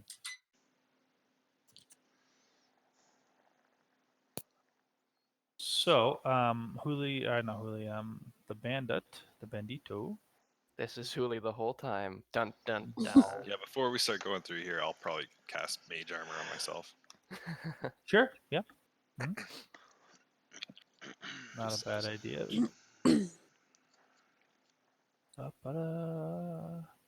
Just gonna throw you there, Ben, if that's okay. Oh, Yeah, go for it. It's just gonna probably take a sec to load the GIF. There we go. there we go. Like I said, I can just swap to a non-moving image if that'll make No, it I easier. this is the it's best funny. thing I have Yeah. ever seen in Yep. So, let me just get to the right spot here. So the slow dripping of water sounds out where it falls from stalactites down into the murky pool that fills the rough tunnel ahead. Every few moments, a loud croaking sound or sounds out from just somewhere in the darkness. It's dimly lit by like the because it's about mid-afternoon at this point, so there is like sun coming in through the entrance, but it is otherwise like pitch black in here. So you can see into this room, dim light, but it does seem pretty dark as we get ahead, unless you guys pull out a light source. Yeah, I'm Have probably dark gonna have vision. to. I'm gonna have to pull out the torch. Yeah, I can cast a spell actually. Let's Oh, see. okay. How I good don't is think this? I have anything for light. Dancing lights. Say, I've got a There you go. torch and a tinderbox. 4 little orbs of light start floating around us. Wicked. Okay, so it gives you a clear view of the room. The lights start kind of going, and then the bandit does like kind of like put their hand out to stop you guys, and goes, maybe put the lights away. Actually, Oh, there's okay. frogs in the water. No problem. Well, then we won't be able to see. Yeah, but I think. Things are fine. do you put the light away or no? Yeah, I'll do it hesitantly, but yeah. Okay. As the lights diminishing, you kind of see in response to what Ravella said with not being able to see and like where to go. The bandit actually points on the west wall here, and I'll quickly draw it. There's actually a long board that's pushed up against the wall. It's like a beam. The bandit grabs the beam and kind of goes, maybe one of you could help me. We're gonna have to like lift this thing and try not to disturb the water, and then lay it where we're gonna walk across. One of you help? Yeah, I'll do That's that. on you, big man. Yeah, I'll do it. All right, so give me a strength or athletics check. Nice. Yeah, that will work. So you lift it up, and you can actually like kind of place it like right down the middle here if you want. All right. Just give you a little more view here. So you set the beam up. It does seem to fit kind of nicely, so that you won't even have to step in the water. It's not like a balancing beam by any means, but it is maybe going to take a little bit of a trick to get across. So you guys gonna try and walk across it? And that's what the bandit starts doing. The bandit starts balancing, walking the way across it. Yeah, certainly. So, I think two of us can see in the dark, two of us can't. So maybe we each like guide one. Yeah, pair off and do like a chain link type idea. Yeah. Sounds good to me. Yep. All right, All here right. we go. Chanty will go first, and then just because she's closest, grab Ravella's hand. Here we go. Watch your step, best you can. Do like it. Just like walk across, or is there some danger? Some danger So involved. there is going to be a acrobatics check to get Oh, across. I'm good at this. All right.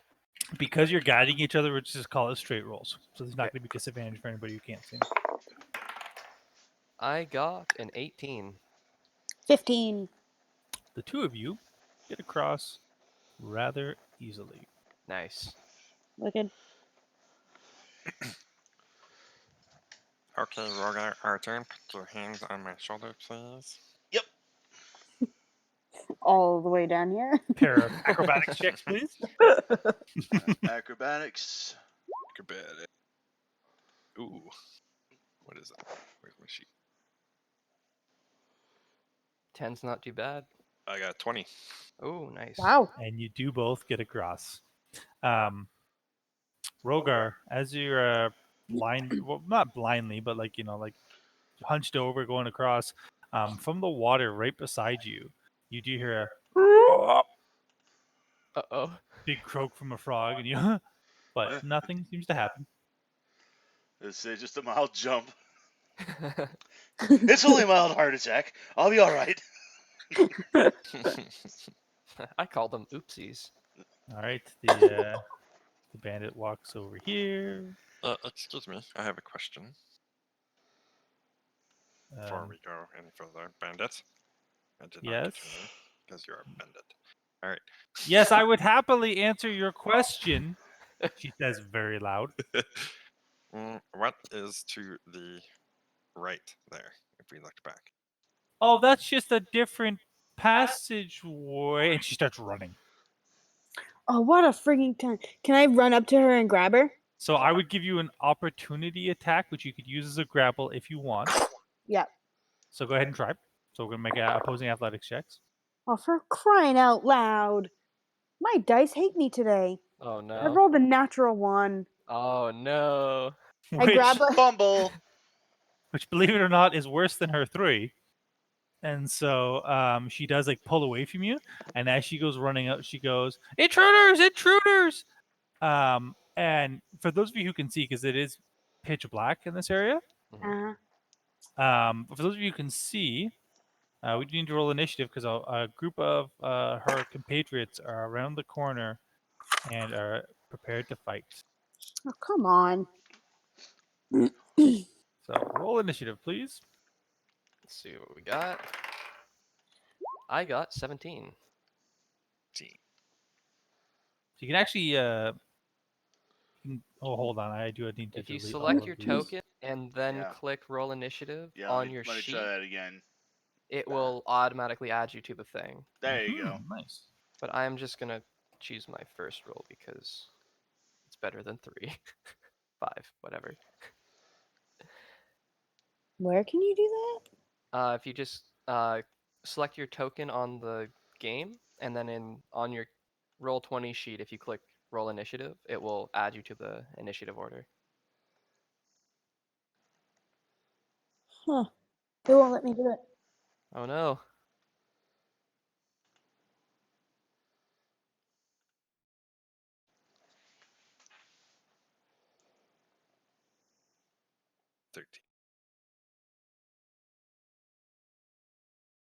Okay. What are the chances that I actually rolled a 14 in real life, too? Nice.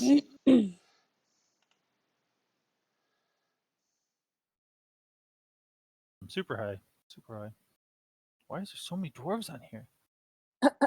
Oh, they got it backwards in the book. It said it was 1 dwarf and 2 elves, but no. Interesting. Okay.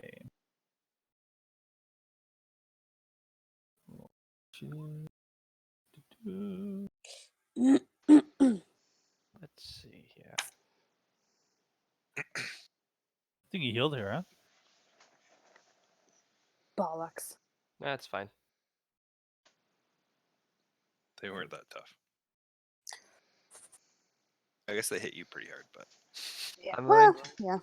Don't worry. I'm gonna teach her a lesson in friendship and trust afterwards. Oh, yeah. So, do I currently have her? Pardon me? No. Remember you tried and she broke loose? Okay, With right. your nat one? Darn it. Darn it, indeed. Sorry, I almost got this all inputted.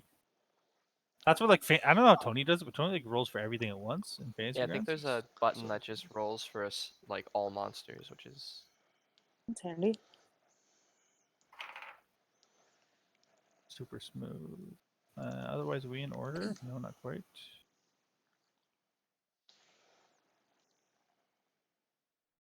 Have the ice frogs go on a shared turn. A lot of 13s. A lot of 14s. Do we have everybody too? I feel like we're missing one person from the list. Ruella, no, that's everyone. Rhogar. Yeah, okay, we're good, yeah. Yep. Okay, so Chanty, you see the elf betray you guys. I know out of nowhere.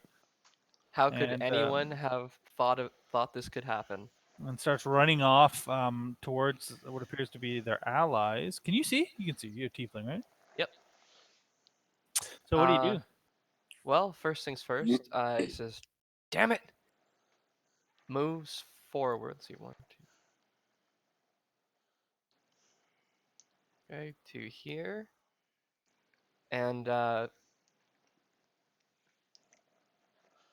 calls after her as she's running away. I don't appreciate betrayal, as he casts dancing light and essentially just lights up this chamber with the 4 orbs of light as my action. Good.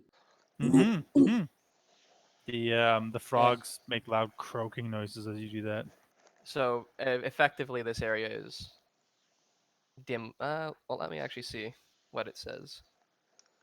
Yeah, this whole area is effectively dimly lit now. And as a bonus action, I give Bardic Inspiration to Ravella. That's an extra Wicked. d6. As he starts singing, "'Tis a damn tough life for toil and strife." And that's the end of my turn. Nice. Give yourself inspiration for the song too. Yes. Very nice. I All learned right. so many so many sea shanties for this. Wicked. Nice. Unfortunately, the bandit doesn't like your song. He's going to try and kill you. That's okay. Is this the right bandit though? Hold on. No, it's back bandit. You're lucky.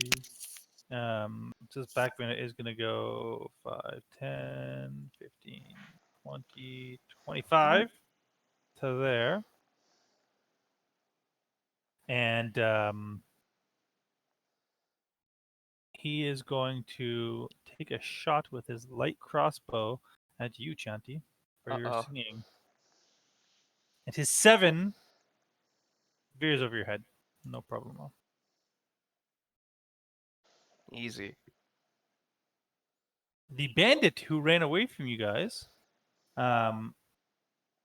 seeing that has reinforcements, is going to attempt hand-to-hand combat. She has With no Ravella. weapons at all. Yep. He's going to go for a straight up fisticuffs. fisticuffs.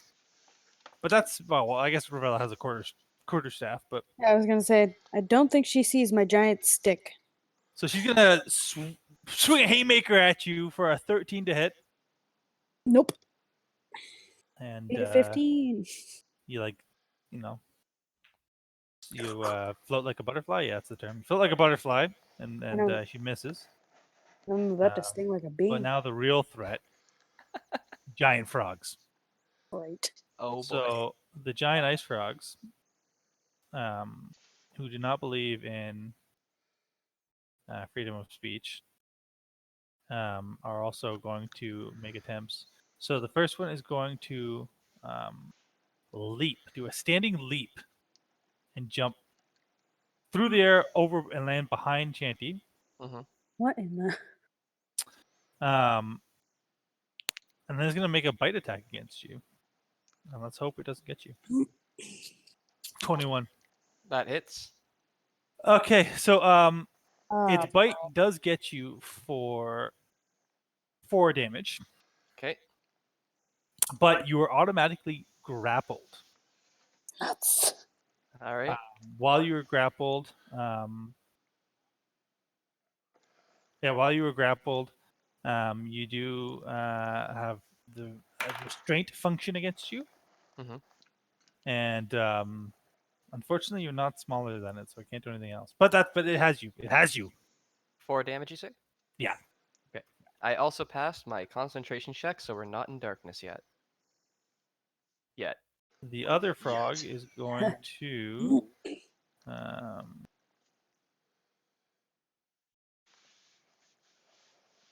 going to also leap, but it's only going to get 1, 2, 3, 4.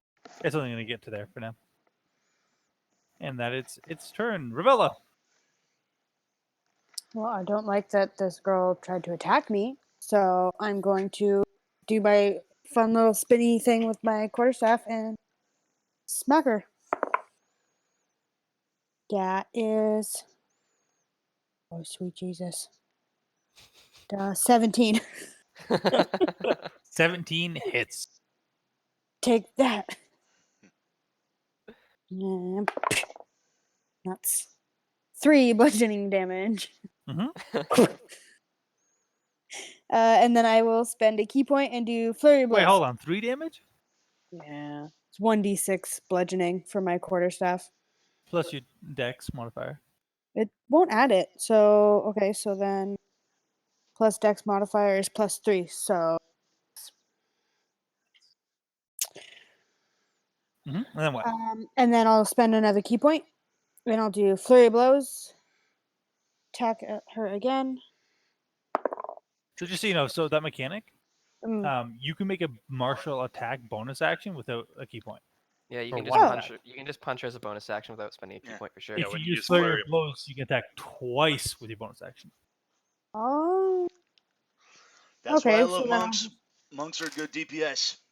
Whack, yeah, whack, this whack, is whack, the whack. only time I've played a monk, so I'm Yeah. still getting the hang of it. Okay, so then just as a bonus action, then I'll use it.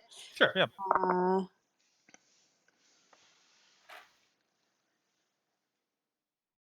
So then for that, what do I do? Add my proficiency? Yeah. Okay, so So it's it should be the same modifiers as the quarterstaff. The only Okay. difference should be it's not a D6, it's a D4. okay, so 13. That hits. Perfect. D4. Shit, music. 3 damage, and then sorry, what do I add anything to that 3? Dexterity modifier. My dex again. Okay. Just doesn't add it in the app that I'm using. So dex +3, so 6 damage. Nice. Damage. And you strike her with the quarterstaff upside the head, Mhm. and she looks at you and goes like parlay, and then just uppercut, nose goes into her brain. She's dead. Maybe we shouldn't have trusted bandits. Yeah, probably not. Probably not. Just out of silly curiosity, what monastic tradition are you going for? Way of the Shadow. Where? Oh, that is great because in our other campaign that we're doing with Tony, I'm running a shadow monk as well. Oh, really? Yeah. Wicked. So you can teach me how to not F this up. Yeah. Alrighty. Anything else in your turn, Ruella? No, except for the fact that I'm just going to regret not taking dark vision for being a shadow monk. Continue. Rhogar. Let's say so. I run up here close to Ruella and the poison dart frog or whatever this thing is. Giant ice dog. Yeah, frog. Yeah. And Giant ice dog. it just looks like a poison dart frog to me from the token. Sure, sure. And I'm gonna hit with a great axe. When he sees you swinging, Chanty starts yelling, "Careful! Careful!" From inside of its jaws. Oh right. Well, I Oh, attack its yeah. hind legs. Which is successful. Yeah, go ahead and roll damage. Nice. And you take off one of its legs. Nice. You're looking at some frog legs for dinner if you want. Good blow. Tastes just Alrighty. like chicken. Say, Anything else? Bonus action or anything? no, I'm good. I will use my bonus action to do nothing because I don't get a bonus action. Nuts. Well, you could rage with your bonus action, but yeah. Oh, that's true. That is true. Okay. If that's all, then it's going to be the other bandit's turn. He's going to run up to Chanty here, and he's going to make a scimitar strike against you because Chanty is singing.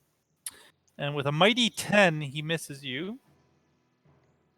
Yet again, you dodge an attack, and brings us to the back bandit's turn. Can I just point out how ridiculous it is that you dodged while being grappled, no less? I like to think it's more of like my sword arm is free and deflected the blow. Yeah. Like Wow. frantically. Yeah, and it got a even with advantage, it did not get a very good number. So, the other one is going to step up and is going to take a shot at Ruella with the crossbow that she has. 12 No. goes flying past you and crashes into the wall beside you. These bandits are not pulling their weight. Dilbert. Kill the I will frog, back kill the into this frog. corner. Yeah. And then send a scorching ray at the frog. Scorching ray, ooh. So that's 20 to hit. Yep. First one hits. That's 11 damage. To the one that Rhogar hit before, right? This guy, yeah. Yeah. And it just like there's no more frog. Cool. All right, second scorching ray Incinerates it. for this guy. Mm-hmm. That's 19 to hit. Oh yeah. God. That's 7 damage. Mm-hmm. And that like burns a shit ton of your shoulder, burns off the leather armory there. It creates a rather nasty smell. Yeah, nice. Yep, and then the last one's going for him again. Oh, that's only an 11 to hit. That does not hit. So Okay. the first one hits him in the shoulder, and then like it causes him to like reel back in pain, causing your final one to scorch into the wall and just like burn out a big chunk of this wall here. In fact, we're gonna cut out. There's like a now space here because that part of the wall is gone, just blown away. Nice. And then I'm just kind of like slink into the corner, try not to be seen anymore. Cool. Yeah, you don't get a stealth check for that, but Nope, that's fine. get the idea. Yep. Chanty. Chanty like extracts himself from the veins of the frog, leaps to his feet, and tries to stab this dwarf in front of him. Yeah, like your leg is like very wet from like the Yeah, ice frog he's that's very, melted very onto damp and uncomfortable right now. Mm-hmm. That would be a 24 to hit. Oh, yeah. It's one off from Mm-hmm. from the natural. That is 8 damage. Nice. Pierce him right through the eye socket, and he drops dead. And with that, I will sidestep and let our angry barbarian boy through. Appreciate that. Alrighty. This other dwarf is going to. He's going to attempt to. Yeah, he's going to step up to here actually. He's going to go after you, Chanty, because you just killed his second cousin twice removed. So he's pretty upset about that. A little bit of lore dump for you there. An 8 though, so he, in his rage and terror of seeing his second cousin twice removed killed, he swings at you and just widely misses. The giant frog though, in similar fashion, is going to jump over your head, Chanty, and he's going to try and bite you. This is fine. 16. 16 does hit.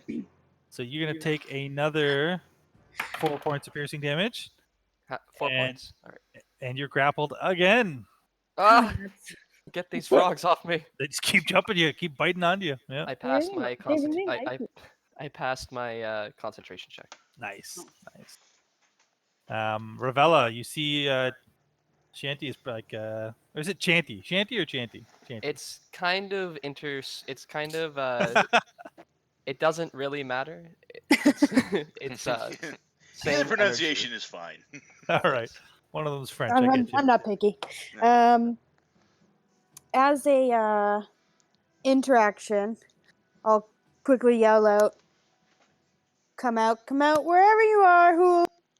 And then I will step this way and smack the frog on the head with my quarterstaff. All right. That is 14 to hit. Yes. Go ahead. Damage wise. Okay. Doop, doop, doop. 5 damage. Nice. And then I'll do my extra attack thing. Punch it square in the face. Well, its face is on Chanty's leg, but go for it. Okay, I'll punch it in the side of the head. Probably doesn't hit though, because I got a 5. You were correct. Your punch misses, narrowly missing Chanty as well. Nah. Oh, sweet Jesus. Anything else? Nope, I've used everything. Rhogar. Well, seeing as how the frog's kind of blocked off by the wall, I'm just gonna go walk around to this guy's back, and I think I'm Oh my god. practice my butcher skills on him. Sweet Jesus. Yeah, I will give you advantage on that, but nonetheless, 21 hits. Yeah, and an 8 damage. Not bad. Your axe flies in and digs deep into the dwarf, but he's a little bit of a hardy guy, and he's still standing. Surprising, but that someone I've met that I haven't yet cleaved in twain thus far. Anything else on your turn? Yeah, that ends my turn. The elf bandit's going to pop up behind you now, and he's going to get a flanking maneuver on you, and he's going to try and slice your Achilles tendon with the scimitar. Ow. Sneaky cunt. If I assume Dragonborn have those. Yeah.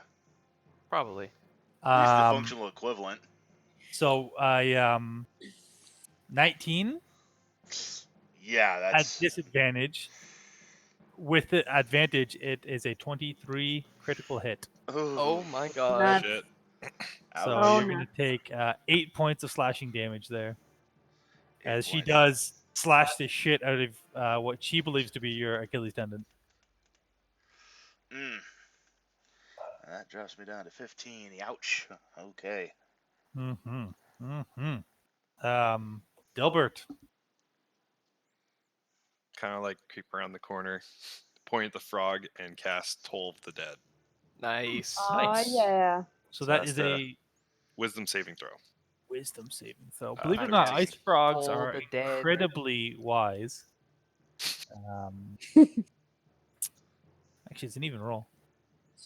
But I got a nat 1, so yeah, go ahead, full damage. Oh yeah. Has it taken damage? Yes. Yeah. Yes. Okay. 1d12. I smacked it on the head. Dropping dice. 4 damage. Nice. Not super impressive, but No, not really, but so the bell tolls. What does it look like? that probably doesn't really look like anything. He just hears a bunch of bells coming around him. if you want, it can just be like little jingle bells. Everyone can just see little jingle bells just I was gonna ask, is just it like a big tingling church? around it. Is it a big church bell or many little tiny bells? It's many little tiny bells, and then I'll Alright. go back into my little corner. And this frog hears a noise it's never heard before in its life, and it dies a little bit inside. All right, that's your turn. Yep. Nice, Chanty. You are grappled by this frog, seizuring while chewing on your leg. Okay. Just got to remember what I can actually do while grappled. You can basically do anything but move. Oh, okay. Well, then in that case, I'm just gonna stab Frog. You may stab the Yes. frog. Yes. I stab the frog. Oh my god, rolling real good tonight. That is a 22. Yeah. There's That'll my hit. D8. Damn. Okay. 7 damage. Nice. Nice. So you stab it pretty good. It's not letting go, and it's like still alive, even though like you straight up skewered it. But it's still alive and just like still bit and grabbed onto your ankle. Yeah, okay. That's okay. That's fine. All right. Anything else? No, I'm gonna hold off for now. Get this Alrighty. frog off me! The Bambito is going to turn around and make an attack on Rhogar. The dwarf is, based on the last attack, and he's going to get advantage on it. Oh, and he gets. Oh, no way. Oh You got a no! nat. You got a nat 1 and Oh. a nat 20. Oh, Oh no. no! So Let's hope he doesn't hit hard, guys. 7 points of slashing damage. Oof. So they're not getting terribly good rolls on you, but still. Nah, it's okay, because Rhogar is still, like, you know... I'm still at pretty- 8 hit points. I was gonna say, he's pretty thick. Pretty beefy. He's a beefy boy. Yeah. So he turns and catches you like on the opposite end of your Achilles. So like your Achilles obviously is on the back of your foot. He like slashes like the front of your ankle. So like that one foot is fucked. The giant ice frog is going to make an attack against you at advantage, Chanty. He's just going to try and gnaw and gnaw and gnaw. Just chewing on you. Oh, Um, no. Nom, nom, nom. Nat 1 Uh-huh. again. And another nat 1, so we get attack of opportunity. 21 total Fuck, on the that opposite. hits. So he's going to get you for 5 piercing damage. Okay. Okay. And with that, the light that was covering this area goes out. I Uh-oh. failed mine. Oh, nuts. Pitch blackness envelops the room. Ruella and Rhogar, you don't know what's happening now. You're in pitch blackness. Ruella, it's your turn. Now that the lights went out, I'm just gonna go, the frog was there, and I'll line up my quarterstaff and just smack it down on the frog. The one on Chanty's leg. Okay, yeah. Chanty, you just hear in the darkness, Chanty, oh god! Oh no! I rolled a 4. You rolled a what? Not a nat 1. No, is it 2 plus 2? Brilliant. 4 plus 2? 2 plus 2. Oh, 2. No, it should be more than plus 2 for a quarterstaff proficiency. My quarterstaff says plus 2. Yeah, that's your what I've stats been are all messed adding. up. So it's going to be like, what's your dex? Plus 3. Yeah. Oh, you know what it is? It's not you're using. It's counting your strength right now. It's not counting your dex. So Oh. it's 5, but still a 7 does not hit. No. But it just hits the ground. It doesn't hit Chanty either. It You just like still hits the have ground. bardic inspiration. You can roll a d6. and add I it to- used it the last time to make sure that I hit him. Okay. Yeah. So Chanty, what you see there, she just like clearly blindly just kind Yeah. of goes and swings and like misses far on the right, Yeah. like away from you. He still curls up away from the attack.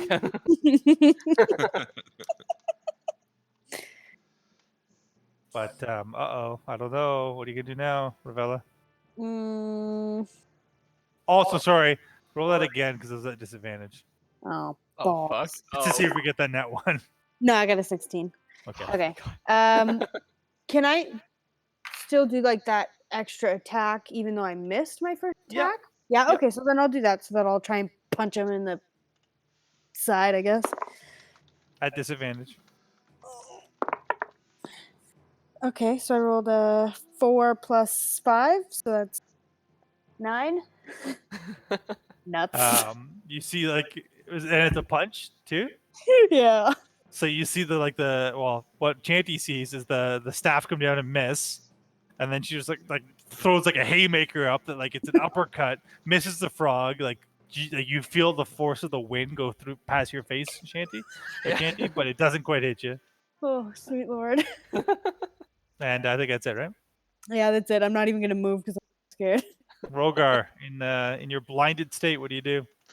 Well, I'm Seeing as how I got attacked twice by criticals, I was mildly irritated before, but now I'm just full on pissed. Angry enough I could just start spitting flames. And Uh-oh. I do exactly that with my breath weapon. Directly Okay. out in front of me, just complete blindness. Wait. Which direction? Well, Christ. is there a way I can like draw? Yeah, there is. If you go to the far left-hand side, you should see a bunch of icons, and then the Oh. third one down lets you draw rulers. So I Okay, tell you what, up or down, just tell me that. Down, toward the Oh, elf. thank God. not the one that's already just your Yes. Uh-huh. Okay. Is that so that's a dex saving throw, yeah? Let me double check my. I'm pretty sure. I'm pretty sure it's dex yeah, saving throw, yeah. yeah. It has to do a dexterity saving throw, which is 8 plus my Constitution modifier plus proficiency bonus. So that's 8 plus 2 plus 3. So 13. Yeah. So she succeeds. Take half damage. Take So half take damage. half Yeah. damage. So you still roll the damage. So Yeah. interesting you roll for that. So it's 11 minus. I always round down. Both think for you're you guys supposed and to for round them. Yeah. Yeah. So still takes a blow. Still takes a blow. Doesn't feel too good about that. And it does light up the. What color is that, by the way? It's fire, so I'm going to say red. Right. So flames arc out and lights up the room for a second. You guys all do see the elf just for a second go, ah! And then it like subsides as the flames go out. Elf's still standing though. And Bonus action or anything? no, I unless technically using my rage. So, yeah. So are you raging? Yes, I am raging. Alrighty. Oh, I can turn the meme on off. You can just turn it. You just make it. All right. So you rage. Okay. So you're letting out that howl and that. I like that. That RP. Nice. Give yourself some inspiration for that. I like that. All right. Alrighty. But it is the elf's turn, Oh Right. boy. and the elf ain't too happy that she just got set on fire. So she's gonna swing at advantage to Rhogar. Mm. That is a 17. Oof. 2 damage, but because you are raging, it is halved. So 1 point of slashing damage. Mm. Dilbert. You see what's happening. Yep, coming out of the corner again. Gonna fire a firebolt at this guy. It's 18 hit. 18 does hit, yes, sir. It's only 2 damage. Nuts. It was a little wimpy little one And, off my fingertip. Your little wimpy pew Little um, wimpy blue flame coming off. lands, and it looks like it's gonna do like nothing, and then like as it hits the frog, it just and like puff, and the frog's gone. Don't know my own strength. All right, I go back in hiding. Chanty.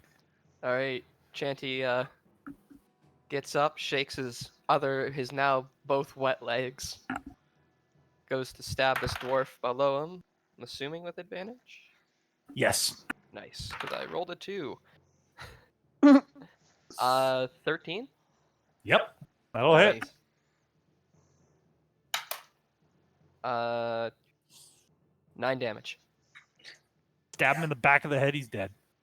And as he does that, he quickly. Can I move here? Yes. Yep. Well, Yeah. he's like up against the wall, but you're fine. Yep. Yeah. He dances back around and starts making, distracting the elf in front of Rhogar. Very nice. Ravella, you can move up and make your moves if you want. I will do that. And I will also 10, 15. As I do that, I am gonna use like interaction. You've got one last chance, Hooli. And then use my quarterstaff and smack her on the head. God dang it! I need to switch my dice. These are cursed. Oh no. 4, 5. 9 to hit probably doesn't hit, I don't think.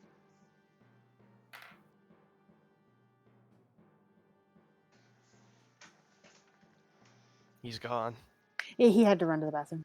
You know, that's not such a bad idea. I might need to do the same. I rolled a 9 to hit. Yeah, your 9 does not Yeah. hit, believe it or not. But I will try and punch. I don't know how I don't even actually. Hold on, I don't even know how I managed to get over there because are the lights back up yet? Nope.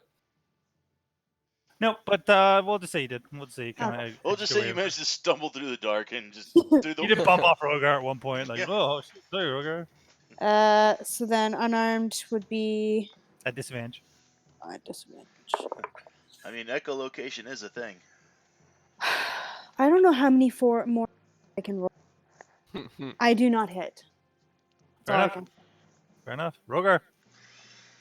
Rhogar still doing this articulate scream of.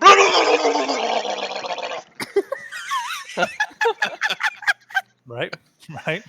Just completely blind, just wildly swings. Disadvantage, so that is a 7. Yeah. And it does it crashes into the ice wall and takes it a big chunk of it, but not a hit. Yep. That does it for me.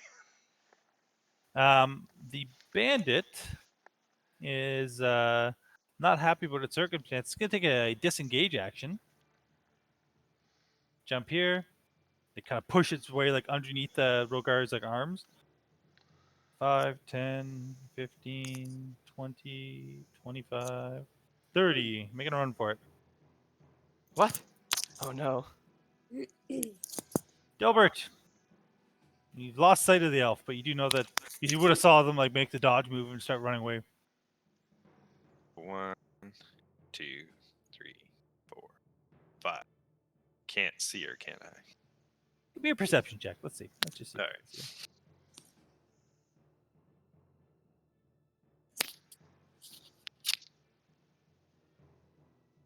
12.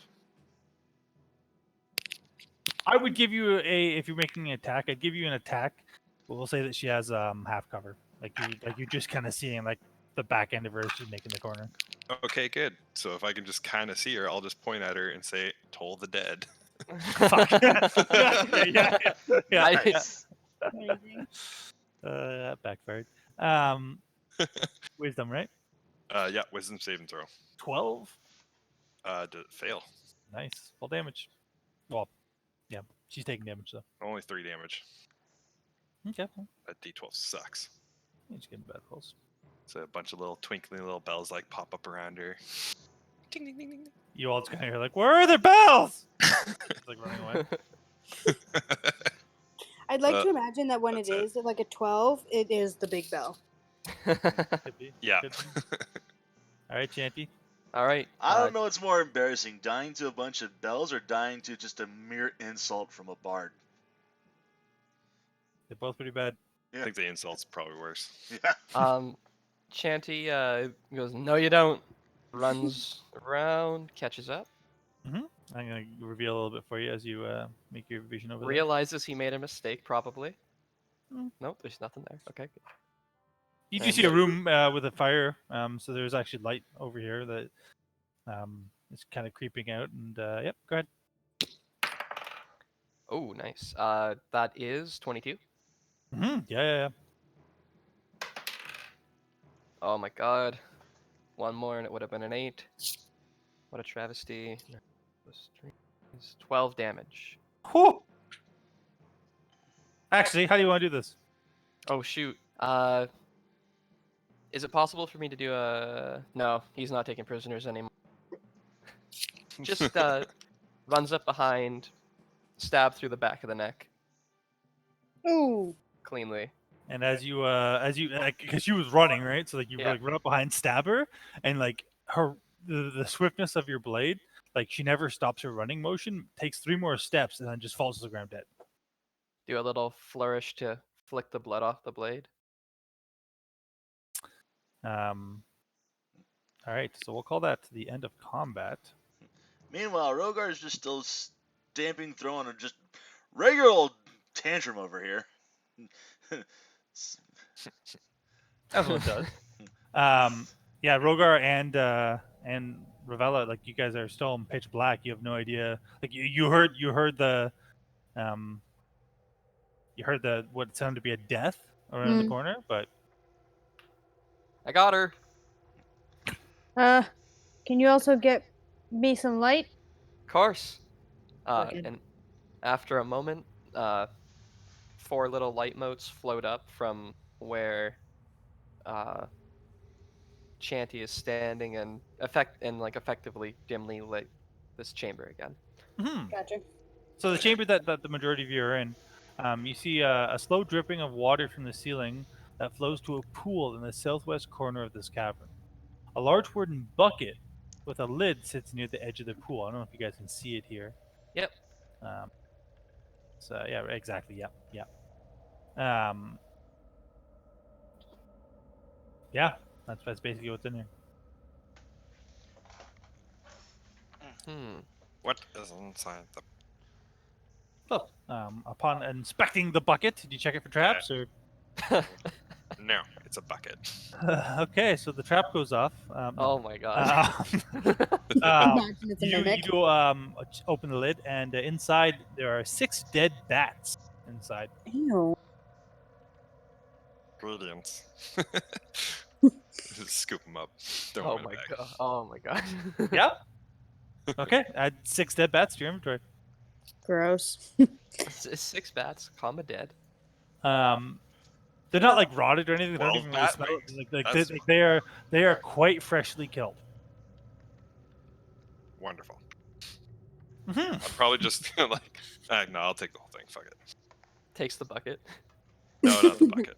I'm Alright. not taking the bucket. You pour them all out into your adventuring pack and continue on your way. Okay, cool. You guys, you venture into the next area. Yeah. Once I get to the edge of like the light, I guess, because I was exploring while they were doing that, I'll just call out to Hooli again. So fair warning, just wherever you're moving, keep track of that. I Do the had dancing wrong lights thing. move with you, Chanty? As a bonus action, I can move them around. Yeah. So for now, we'll just say you'll move them with you. Yeah. Cool. So you see what is 10 empty bedrolls that are arranged in a circle around a fire pit that's not like the fire is dying.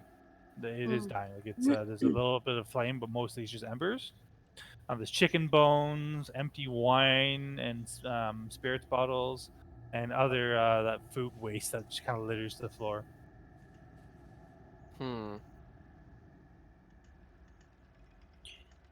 Hooli, I'm home. Okay, as you yell that out, no response. Is it wise to antagonize her? Well, we were told to announce ourselves. Yep. That is true. Very true. Meanwhile, like Rhogar's just kind of like leaning up against the ice wall and just Cooling off. yeah, slowly coming back down from his rage. He's still very thoroughly irritated. Yeah. What is this? That's some of the empty wine bottles and some of the empty stuff. You can make a general perception check of the area or investigation check if you want, but We'll investigate. Very. Oh fuck! Natural 20, 25. nice. Okay, you do that, and we were gonna say you do that before Rhogar moved into that space. Oh boy. Because as you're looking, it's like a lot of empty wine bottles, like it's all waste. Basically, like they had food and drink probably like the night before or something, and just left all the waste here. Right, and I'm gonna allow you to move back on that, Ben. All right. Or put it this way: if Dilbert tells you, but right here, you do notice that sleeping bag is actually covering a trap floor, like a pit. Oh. So Oh, Dilbert, shit. you noticed that. You noticed that. Yep. Rhogar, do not step on that bag. Don't step on any of them. All right. I just kind of step back a little bit closer toward the ice wall and just sort of slowly slide down onto the ground and just I'll Take stand a over seat. here, and then I'll just kind of like poke the trap with my quarterstaff. Yeah. If it's a pitfalls trap. So it does, yeah. It does like it falls in, and it's like a spike trap down there. Oh yeah. See? Goodness. As you kind of do that, you do notice that the bit beside it, there is a lump in it, This one? like a small lump. Yep. I'll go investigate that. Find an unopened bottle of Bald Dwarf whiskey. Hmm. All right. I don't partake in alcohol. Would anybody like this? Oh, me. Does let me ask you: does anybody drink alcohol? Oh yeah. Yeah. Yep. Yep. I am known to partake with. No, I mean in the game. Yeah. Nope. Yes to both. Yeah. Nope. Also Yeah. yes to both. Also Okay, yes just to got- both. Okay. So basically, anybody who's like ever been in a bar in this world would know that is a particular kind of alcohol made by the elves in Uthadurn. It's like the bottle itself would cost 25 gold pieces. Ooh. Like it's like a higher class whiskey. That's some good Yeah. hooch. That is some very good hooch. Yes, indeed. Hmm. This will be our. Don't know what you're talking about. It looks like just a bottle of all regular alcohol to me. Keep telling yourself that, my friend. Think of really bad dirty water, and then like really really clean water. This is the really clean water. I would rather just drink water. Fair enough. I'll take it though. You too can share it. We'll use this as our Celebration. once we solve this curse. Wow, sounds nice. Sounds nice. Sounds better nice. Huh? All right, you do see there is a path to the north, and then the path on the west side, like or northwest side, whatever you want to say, does seem to lead back the way you guys came. Yep. Avoid that. Go this way. So you're gonna go up towards the water up ahead. Yep. Checking, Okay. checking shit as we go. So Yeah, I'm waiting for my light source. what do you mean by checking shit as you go? Like you're gonna make Checking the floor, checking for traps. so active checking for perception check. footprints. Active perception check. Go for it. Okay. Yeah, there's 4 lights, so just assume 13. that there's 2 floating near to Ravella and 2 floating near to Rhogar for now. Sure. Okay. Okay. So with a bit of light, you do everything looks okay. You're coming across a big pool of water ahead of you. Kind of hard to tell from here unless you get closer, like how deep or whatever, what it would be. Water dripping down from stalactites in the ceiling fills a dark pool that completely covers the floor of the cavern. And as you kind of get like to that distance, the front group there, you do hear a loud croak, like much louder than the croaks before. Oh no. Not another one of these frogs. Could use some more specimens. I mean, is there a way to get across? Do we see another plank like they had before at the front? So with the 13 that Dilbert got from here, you don't see anything like that. You can try and get closer. You can try and make another check. Yeah, I'll step up to here and then I'll check for it. That is a dirty 20. Nice. There does not appear to be a plank or anything here. However, with your dirty 20, in the water, midway through the water, Yeah. sorry, midway through the water, you do see a very large frog. Very large frog. You see like the Oh, top of boy. it sticking out of the water. Oh, great. Just back up and just say, big frog. You sure you want to fight that thing? I can take care of Are you sure about that? it. I'll do it. Hey, I'll guys. shoot it, you guys, and then I'll shoot it, and we'll run and ambush it. Let's Oh. say in my condition, I don't know if I'm gonna be able to be running much of it anywhere. Could take a Yeah. little. Would Could you take like a to take a rest? Yeah, I guess bandage we our could take a. wounds. I'll sing a little song, maybe. Sounds good to me. Yeah, that's fine. I'll stand here and I'll keep watch. Avoid the pit trap. Yeah, we can take a short rest here. Yeah. Just keep an eye on the frog. Yeah. Turn. And Bandage up our if we can, like I'll spend some hit dice, but then for like half an hour, I'm watching it, trying to like meditate to get my key points back. And while we're doing the rest, too, Chanty will be singing a little. Surprisingly, he'll be singing another sea shanty. Oh Um, This one goes, "Oh, I bid farewell to the port and the land." And as he does that, you may Nice. add a d6 to any healing that you do. Oh, Oh, nice. I took no damage, so Song of Rest is a great ability. but I It will really is. arcane recovery. And that brings me back up to full, thanks to the extra d6.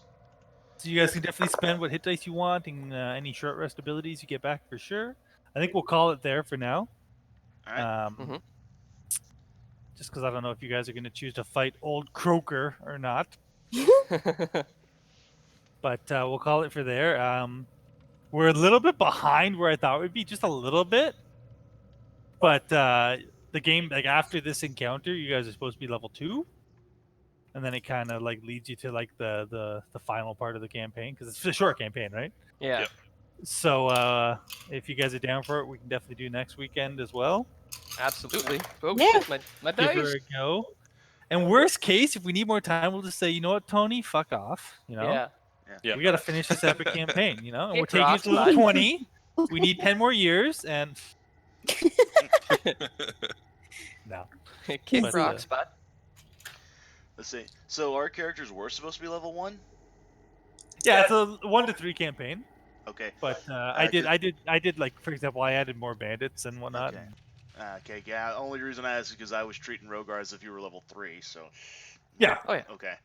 No, I said we'd all do level 3 because All right, yeah, cool. level one is all right, but it's level 3 is where you start getting some class abilities and Yeah. like. Yeah, even level 2 is just better. Yeah. Yeah. And then level 4. I mean, Yeah. by the end of this camp, like by the end of sometime before you guys get to like the final boss, I'll get you to level 4. Sweet. But then Okay. the boss can be harder. Oh no. That's fine. I took no damage, so I'm good. I like being a wizard. I don't take any damage. Sure. Well, Scorching Earth. Well. you try not to take damage, but when you do, you're squishy AF. Oh yeah. The question that I'm looking at is if I get up to level 4, do I want the extra 2 for get another +1 in attack, or do I want to go for the con bonus on that one? Hmm. Or take, what is it, Great Weapon Master, or whichever one, so that you get -5 to your attack rolls, but if you hit it, does +10 more damage. Ooh, that's also a good And you have option. advantage on your attacks if you rage. Yeah. Yeah. Yeah. That is Yeah. also a very good option. Yeah. Something to think about. Yep. All right, well, good game, everybody. Yeah, good game. Mhm. Good game. Take it easy. We'll talk to you guys next week. All right. Talk to you Sounds guys next good. week. Yep, Absolutely. see you later. Bye.